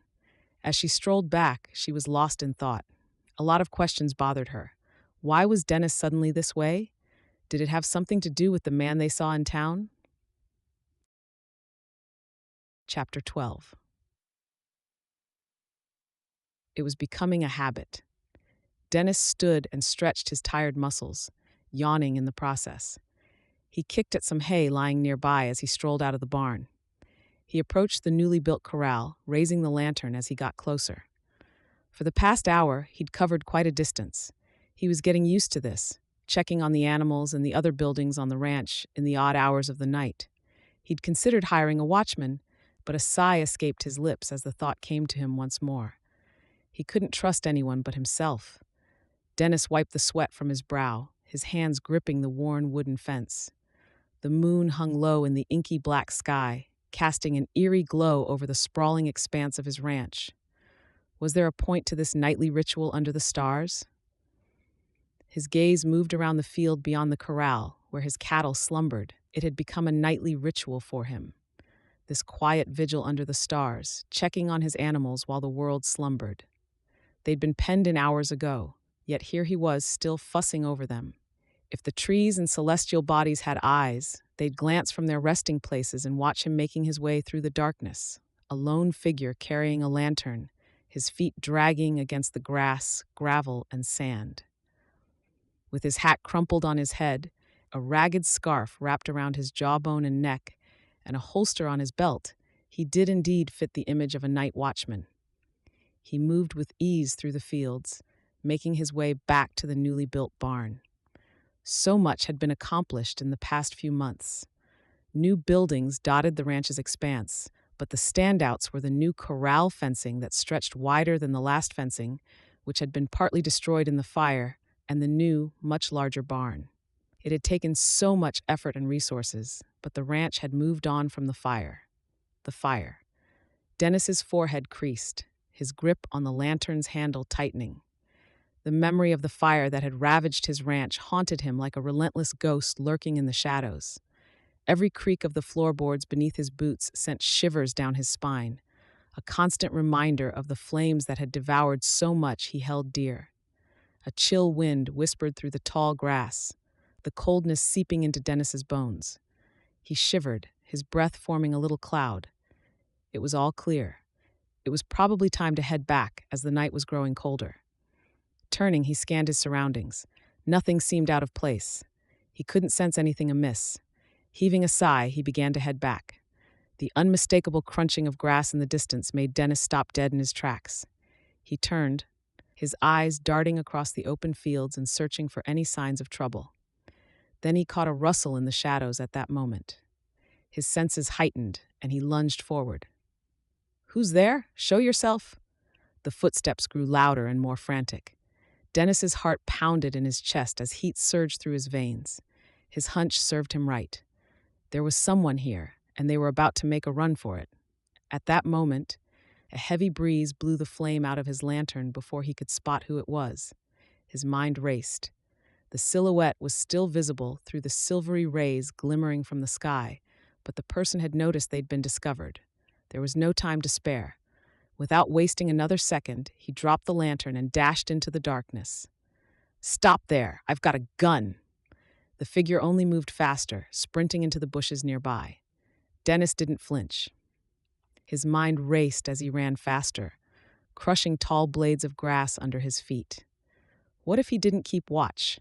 His face clouded at the thought of another fire, or something worse. He couldn't let the intruder get away. The intruder was almost within reach. Dennis struggled to get his revolver from his holster while running as fast as he could. Just as he fished out his gun, he tripped. A deep groan rang out, and he grunted under his breath as he hit the floor. His gun wasn't with him anymore, and it was impossible to see where it had fallen. The moon's light was too dim, and the tall grass didn't help matters.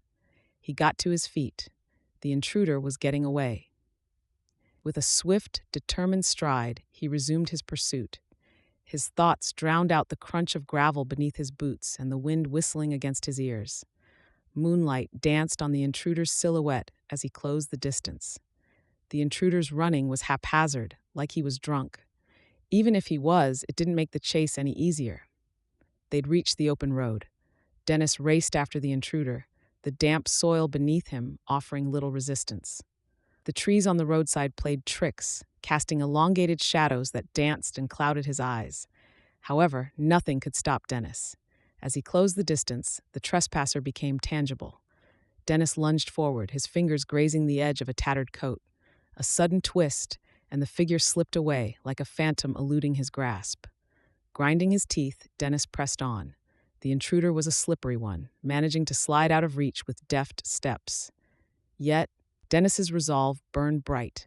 A relentless fire blazed within him, heat flushing through his body as the fear of losing all he had rebuilt fueled him.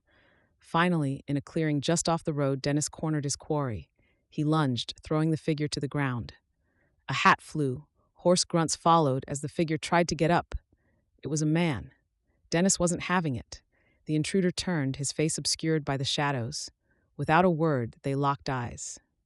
The outline was unmistakable. That weathered face, bordered by a scruffy black beard, a scar on the nose, lining from cheek to cheek, those shaded eyes, the pungent scent of whiskey clinging to him, wafting into the air with each exhale.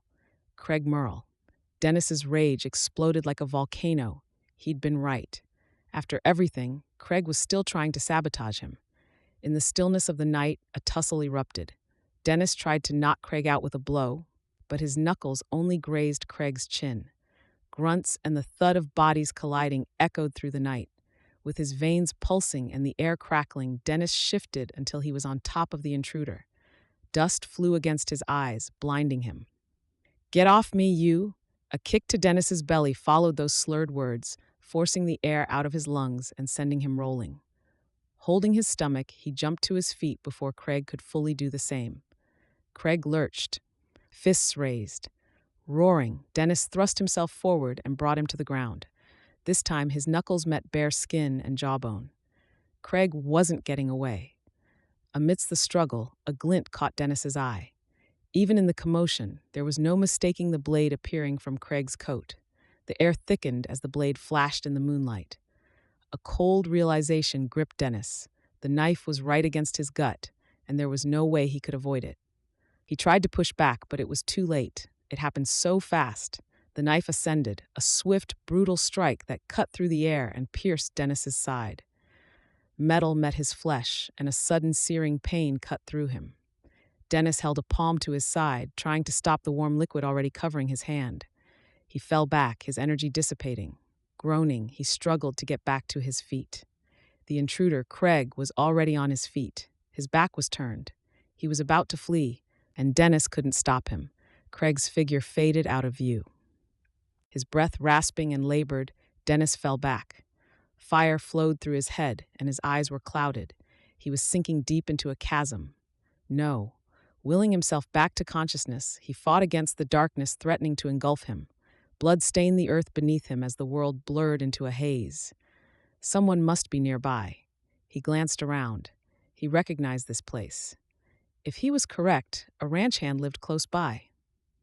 With every last ounce of strength he could muster, he struggled to his feet and wobbled through the field. Cold winds blew against him, yet his nerves were on fire. Sure enough, a log cabin was right there in the distance. His head was hammering, and he staggered like one intoxicated. Yet he kept going. Just as he reached the door, he fell to his knees. His eyes seemed determined to clasp shut, even though he tried to keep them open with all his might. He managed to raise his hand, which was heavy as lead, and hit the door once. That one time was enough. Like a candle snuffing out, Dennis succumbed to the black void that beckoned him. The world spun into oblivion as he collapsed, and everything went dark. Chapter 13. Now you have a good day at Dr. Phillips. I'll be back before dinner. I reckon we can have chicken soup today. Lord, I can sniff the goodness already. Those were the last words Faith heard from her brother. He'd said them with the usual smile lighting up his face. She remembered the laughter that followed them. He seemed like the happiest man alive, as he always did. Because of him, Faith had renewed courage to face every day, however hard it may have been. The memory of her watching him stroll out of the farm and onto the lonely dirt road played in her mind, clear as day.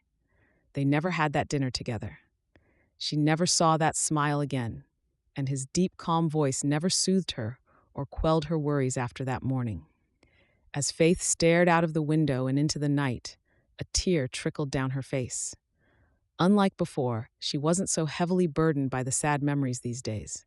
Yet she still missed Emmett. Her eyes caught a faint, glowing light in the distance. It was a lantern, and it didn't take her long to figure out who it was. Dennis. He was making his nightly rounds as usual. The wind rattled the window pane, causing Faith to rub her arms and shiver a little. It was a cold night. Would Dennis be all right? Was he wearing something sufficient to keep himself warm? She understood why he kept going around his ranch. But she still wasn't very comfortable with it. What if something happened to him like her brother? Enough of that. Dennis will be fine. Closing her windows, she walked back to bed. Then she kneeled by the bedside, uttering a silent prayer. Keep my husband safe, Lord. Watch over every step he takes and protect him from harm. After a few more words, she recited the Lord's Prayer and whispered an amen. Then she sat on the bed, a smile curving her lips. She didn't know why, but the thought of Dennis always made her smile. As she laid her head on the pillow, her thoughts of him only grew. She couldn't wait to tell him how she felt. How would she broach the topic? She played different scenarios in her head, with each sending warmth creeping up to her cheeks. Slowly, the thoughts faded, and her eyes closed. She'd make her decision tomorrow. The soft rustle of the wind outside her window was the last thing she heard. The tranquility of the night embraced her as she slipped into a peaceful sleep. He's hurt. We need help. An outcry sliced through the night, tearing Faith from the grasp of sleep. She jolted awake and sat up, her heart pounding. The incessant rabble of voices was growing louder. A sudden rasp on her door made her jump, and she pressed a hand to her chest. Her eyes widened. What was going on? Was the ranch experiencing another fire? She glanced out the window. There didn't seem to be any fumes. Then what? Faith! We need you outside. It's... Faith got to her feet, searching for a cloak. The voice was Sarah's, but it was still dark outside. It didn't look like the sun was rising anytime soon. It's Dennis. Dennis? Faith's fingers froze as she was wrapping a shawl around her. The shawl fell to the ground, with Faith's trembling fingers unable to stop the descent. Her lips parted and shook. What happened to Dennis? No, it couldn't be. Faith dashed out of the room without bothering to pick up the shawl. Sarah waited outside, holding a lantern, her eyes wide with alarm. There was someone with her. She recognized the face made visible by the flame's glow instantly. "Hudson, we need your help, ma'am. We don't know what to do. He's been..."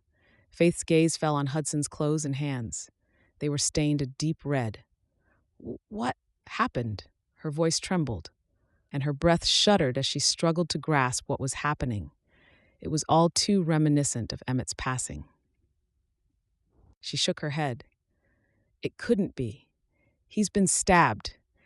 I don't know who did it, but all I know is that he'll die if we don't help him. Please come." Taking deep breaths, she followed. The corridor echoed with more voices, and she found other men already at the door. They were ranch hands she knew, too strained under the weight of an unconscious man as they carried him towards the house. An overwhelming chill seized Faith as she caught sight of his ashen face and the blood staining his clothes. Dennis. The world seemed to freeze for a moment as she stood there, pain gripping her heart. A wave of nausea hit her, and she staggered back. The scene before her mirrored a painful memory, a haunting echo of the day Emmett had been brought home after a fall, only to succumb to the injuries. Trembling, she fell to her knees. Her heart thudded dully in her chest. Muffled voices rang out beside her, but she couldn't make any sense of them. History was repeating itself. "Faith, snap out of it." Sarah's voice jolted her from her daze, grounding her in the present. "Dennis isn't dead yet. You can still save him. Don't give up on him." With a determined grip, Sarah pulled Faith to her feet. She snapped out of her stupor and wiped her tears. Her training as a doctor kicked in, and she moved closer. She held a hand to his chest. His breathing was shallow, but he was still alive. She could still save him. "Please, clear some space." She turned to Sarah, a sense of urgency clearing her mind. "I'll need some wood ash, clean water, and linen. Please." Sarah nodded and rushed to the kitchen. The men hurriedly cleared the living room, making space for a sofa in the center. As they laid him on the makeshift bed, Faith's mind raced. What had happened? The materials soon arrived. As Dennis lay unconscious, blood seeped through his clothes. With a swift yet gentle touch, she peeled back Dennis's blood-soaked shirt to reveal a wound in his belly. It was deep, like a stab from a knife or something sharp. Someone had attacked him. The edges of the wound were ragged, which meant the knife wasn't as sharp as she'd thought. If that was the case, there was a good chance it didn't cut too deep. Faith's hands trembled, but she took a steady breath. Many times, Dennis mentioned someone trying to harm his loved ones and damage his property. He didn't tell her much, but it was obvious it bothered him. It was the reason he took the watches at night. He was right. Biting her lip, Faith resolved to do all she could. She couldn't stop him from watching over his ranch, but she could save his life. She couldn't afford to lose someone she cared about. This time, it was Dennis, her husband, fighting for his life. Faith fought back tears as she cleaned the wound, her hands working with desperation to save a life. She recalled her training with Dr. Turner and the old lessons Dr. Phillip had given her. Once she controlled the bleeding by applying the ash, she dipped a cloth in the water and pressed it against the wound to clean away the blood. Dennis shook. The ranch hands around her watched in silence as she studied how deep the injury was. True enough, the stab wasn't deep. Dennis had just lost a lot of blood. The wound needed to be closed. Faith jumped to her feet and raced to her room without looking back. Rummaging through a drawer, she found a coil of thread and a large needle. Faith returned to the living room, with eyes following her as she threaded the needle. Her hands were surprisingly steady, despite the whirlwind of emotions inside. She took a deep breath, her eyes focused on the task at hand. Willing her nerves to calm, she began stitching the wound. The knowledge she'd acquired at the clinic guided every careful movement of hers. The crude needle pierced through Dennis's skin, each stitch pulling the torn edges closer together. As the makeshift sutures held the wound closed, Faith secured the thread. An oppressive silence echoed through the room, with only her sniffing audible as she tried to force back the tears. Soon, it was done. Faith carefully bandaged the wound, her hands now stained with a mixture of blood and sweat. When she was done, she stood and stepped back. Exhaustion and relief battled for dominance on her face, and a sigh won out in the end. Dennis, though still unconscious, appeared more serene, and his breathing was steady. How? How is he? Eugene asked with an eager look. She turned to him and nodded. A cheer erupted, and Sarah pulled Faith into an embrace. Tears welled in her eyes. Her feelings for Dennis had evolved more rapidly than she had ever imagined, and the thought of losing him stirred a greater sense of panic than she'd ever felt. As they prepared to carry Dennis to his room where he could rest, Faith lingered for a moment, her gaze fixed on the man who had become more than a husband in her heart. Her lips trembling, she bent and kissed his forehead. He was almost taken from her by an unknown assailant. Who would do such a thing? Who harbored such hatred for Dennis and his ranch? We'll find the culprit, ma'am. Another ranch hand said with unwavering determination, as if reading her thoughts. Nodding, she stood and went to the kitchen. There she washed her blood-stained hands. She struggled to wash the blood away, but it wouldn't come off, like her brother's blood. Staring at her reddened hands, she burst into tears. She didn't know if the tears were of relief or regret, but she welcomed them anyway. Chapter 14. Lost in the dark, all Dennis could feel was nothingness. He glanced around. He seemed to have fallen into an endless chasm. However, he was floating instead of falling. Was this the bottomless pit he'd read about in the Bible? Was this his last stop before heaven and the judgment that awaited? He sighed. Even though he failed, he could say he'd tried his best without flinching. He tried to protect what God had given him, and rightfully so. His lips curled in a sad smile. He just wished he could go back one last time. And what about Faith? She was right in worrying about him. He wanted to protect her and be there for her. He wanted to spend the rest of his life with her. He loved her. Perhaps this was it. He could only do so much. In the end, he couldn't even say goodbye. He wondered what Faith would be doing at that moment. Would she be mourning him? She once mentioned she had no family to go back to. Where would she start from? He didn't have to worry. She was his wife, so she had the right to take over the ranch. Releasing another deep sigh, he closed his eyes. She was his wife in name only. He wished he could have at least made the marriage real. No, it was real enough. He smiled. They had their good times. He had begun building a new life with her, even though Craig had tried to disrupt that life. What if Craig tried something else now that he was gone? Who would protect Faith and Sarah? Maybe Hudson would finish what he started. There would be no rest until Craig was in his rightful place, caught in the shackles of the law. Yes, he could rest easy. A faint sob filtered into his ears. Where was the sound coming from? Someone was crying. The sobs grew louder.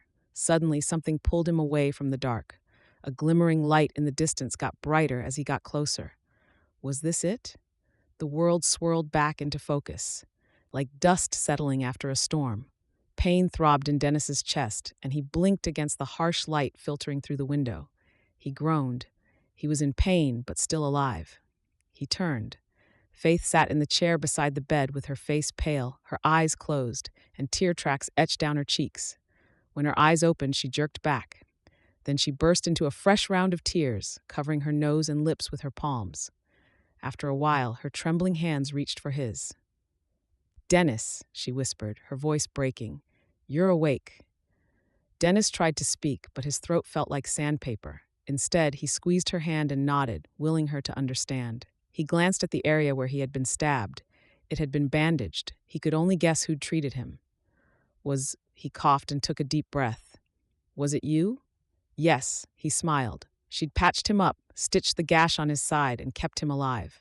At that moment, his feelings for her burrowed deeper than before. "How bad is it?" he managed to rasp out. Faith's eyes filled with tears anew. "You lost a lot of blood, but you'll be okay. Dr. Turner said you're lucky. The knife missed your vital organs." Dennis frowned. "Doc?" As if on cue, the door opened. There he was, the old man with the wrinkled face and the kind demeanor. "I knew I heard your voice. It's good to see you're finally awake." "How long was I out?" "Half a day. You needed your rest. If anything, I expected longer. You did lose a lot of blood." "Faith did a fine job," he said, his eyes crinkling at the corners. "She saved your life, Dennis." Dennis tried to sit up, but pain shot through him. He gritted his jaw and tried again, but it was the same. Giving up, and with Faith urging him to rest with her hands, he lay back. Thank you, he croaked. The doctor waved it off. Don't thank me. Thank your wife. Faith blushed. He turned to her, his smile widening. He wanted to pull her close and kiss away her worry, but he was too weak. The fight and the stab that followed had taken a lot out of him. Wait, what about Craig? Just then the sheriff walked in, his boots creaking on the wooden floor. You don't have to worry about him anymore. With him entered a tall figure, Joel. He strode over, smiling. I heard what happened. You had me worried, you know. It's great to see you're okay. I guess you want to hear all that happened, Dennis replied with a weak chuckle. It's good to see you, Joel. Sarah's voice drowned out his as she entered the room and hurried over to his side, her eyes glistening with tears. Bless the Lord, you're awake. How are you feeling? Is there anything you need? Do you feel any pain? I'm fine, Sarah. He turned to Grayson. You said I don't have to worry about Craig. You don't understand, Sheriff. It was he who... I know. I found these at the scene, he said, holding up a striped hat and a matchbox. Belongs to Craig Merle. There was no doubt those belonged to Craig, the man who'd been gunning for Dennis, trying to ruin him. His fists clenching, he sucked in cold air between closed teeth. Has he been arrested? He nodded. Ramsey has got him locked up. He won't be bothering you anymore. You know, you did quite a number on him. How? The sheriff chuckled. We found him pretty beat up, his face swollen. He was trying to burn his clothes when we arrived. He was in no position to put up a fight. I'll make sure he's put away for good. I nodded, heaving a long sigh. It was over. Thank you, Sheriff. He tipped his hat. Take care, Dennis, and take care of that wife of yours. With those words, he left. Joel tipped his hat. I'll visit another time. For now, focus on getting well, Dennis. He nodded at Faith. Thank you for taking care of my friend. He's lucky to have you. Once Joel had left, Dr. Turner cleared his throat. Can I see you outside, Sarah? I'll give you a list of remedies that'll get Dennis active in no time. She nodded and gave Dennis and Faith a knowing smile. Then she left the room with the doctor, leaving the two alone. Faith collapsed onto the bed, burying her face in his chest. I was so scared, she whispered. I thought I'd lose you. He cradled her, his heart pounding. I'm not going anywhere, Faith, not without you. She looked up at him, her eyes glimmering. Dennis, I love you. I love you too, Faith, always have. He kissed her cheek, tasting salt from her tears. I suppose we'd better make our marriage real. She laughed, even with tears in her eyes. I would love that. Faith rested her head on his chest, and he closed his eyes, feeling the rhythm of her breath. In that moment, he knew. He'd found his home, his heart, and his love. Epilogue. 2 months later. It's beautiful, isn't it? Faith marveled at the sight before her. She'd wanted to come to the waterfall that gave the town its name for so long, and the moment had finally arrived. She stood wide-eyed at the edge of the waterfall, her hand resting on the rough bark of an ancient pine tree. The water tumbled down in a frothy cascade, its roar echoing through the canyon. Dennis joined her, his arm encircling her waist. His eyes glimmered as he smiled down at her. Beautiful, isn't it? Faith nodded, her gaze fixed on the water. It's like a miracle, she murmured, unable to find the right words. A waterfall amid sun-baked land. He chuckled. You always find the simplest things beautiful.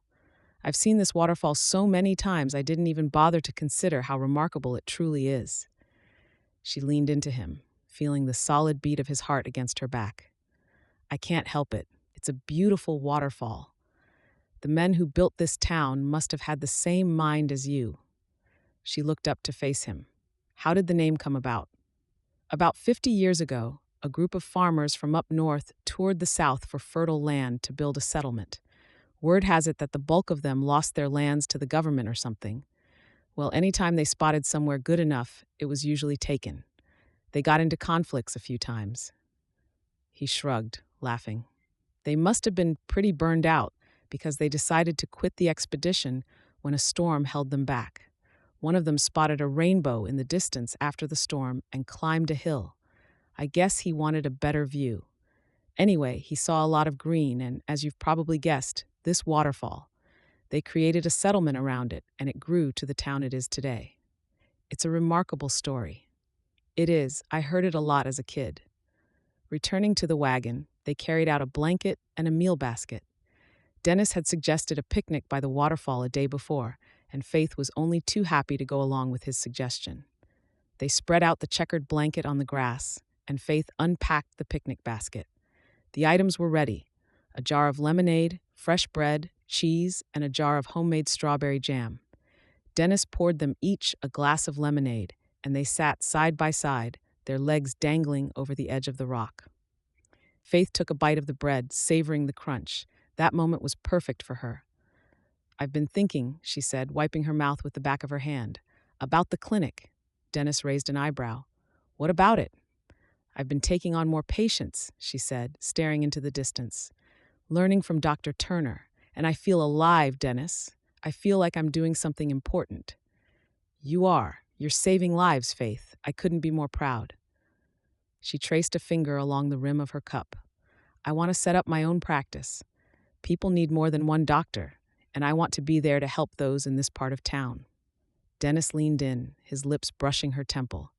"You'll be the best doctor this town has ever seen." Faith's heart swelled. "Do you really think so?" He chuckled. "Of course. I'll set everything up. You just focus on healing folks. I have it all in mind." She turned to face him, her eyes glistening with tears. "I love you." Holding her chin, he planted a kiss on her parted lips. They remained that way for a while, with a soft blush of warmth spreading across her cheeks and her heart warming. When they parted, he fixed her a gentle stare. The tears cascaded down her eyes. "Are you okay? I have one more thing to tell you." His brow furrowed. "What is it?" Faith took a deep breath. Dennis held her hands, his warm squeeze reassuring her. "I'm expecting," she said, her voice soft but steady. His jaw dropped, and for a moment he was speechless. For a moment, time seemed to hang in suspended silence. Then, slowly but surely, a grin appeared. Expecting, Faith nodded, her heart brimming with warmth. "Yes, Dennis, we're going to have a child." A radiant smile spread across his face, and without a word, he enveloped her in a tender embrace. Then he laughed, a joyous sound that echoed off the canyon walls. "Faith, that's wonderful." She nodded, tears blurring her vision. She'd come a long way, from losing Emmett to being in that moment. The Lord had seen her through, and she couldn't be more grateful. "I love you too, Faith, and I can't wait to meet our baby." Her heart skipped a beat, the weight of his words sinking in. Together they sat in silence and watched the rushing water cascade to the valley below. Here, in this wild and beautiful place, she had everything she needed: a husband who believed in her, a town that held her heart, and a future that shimmered with hope. She couldn't ask for more. The end.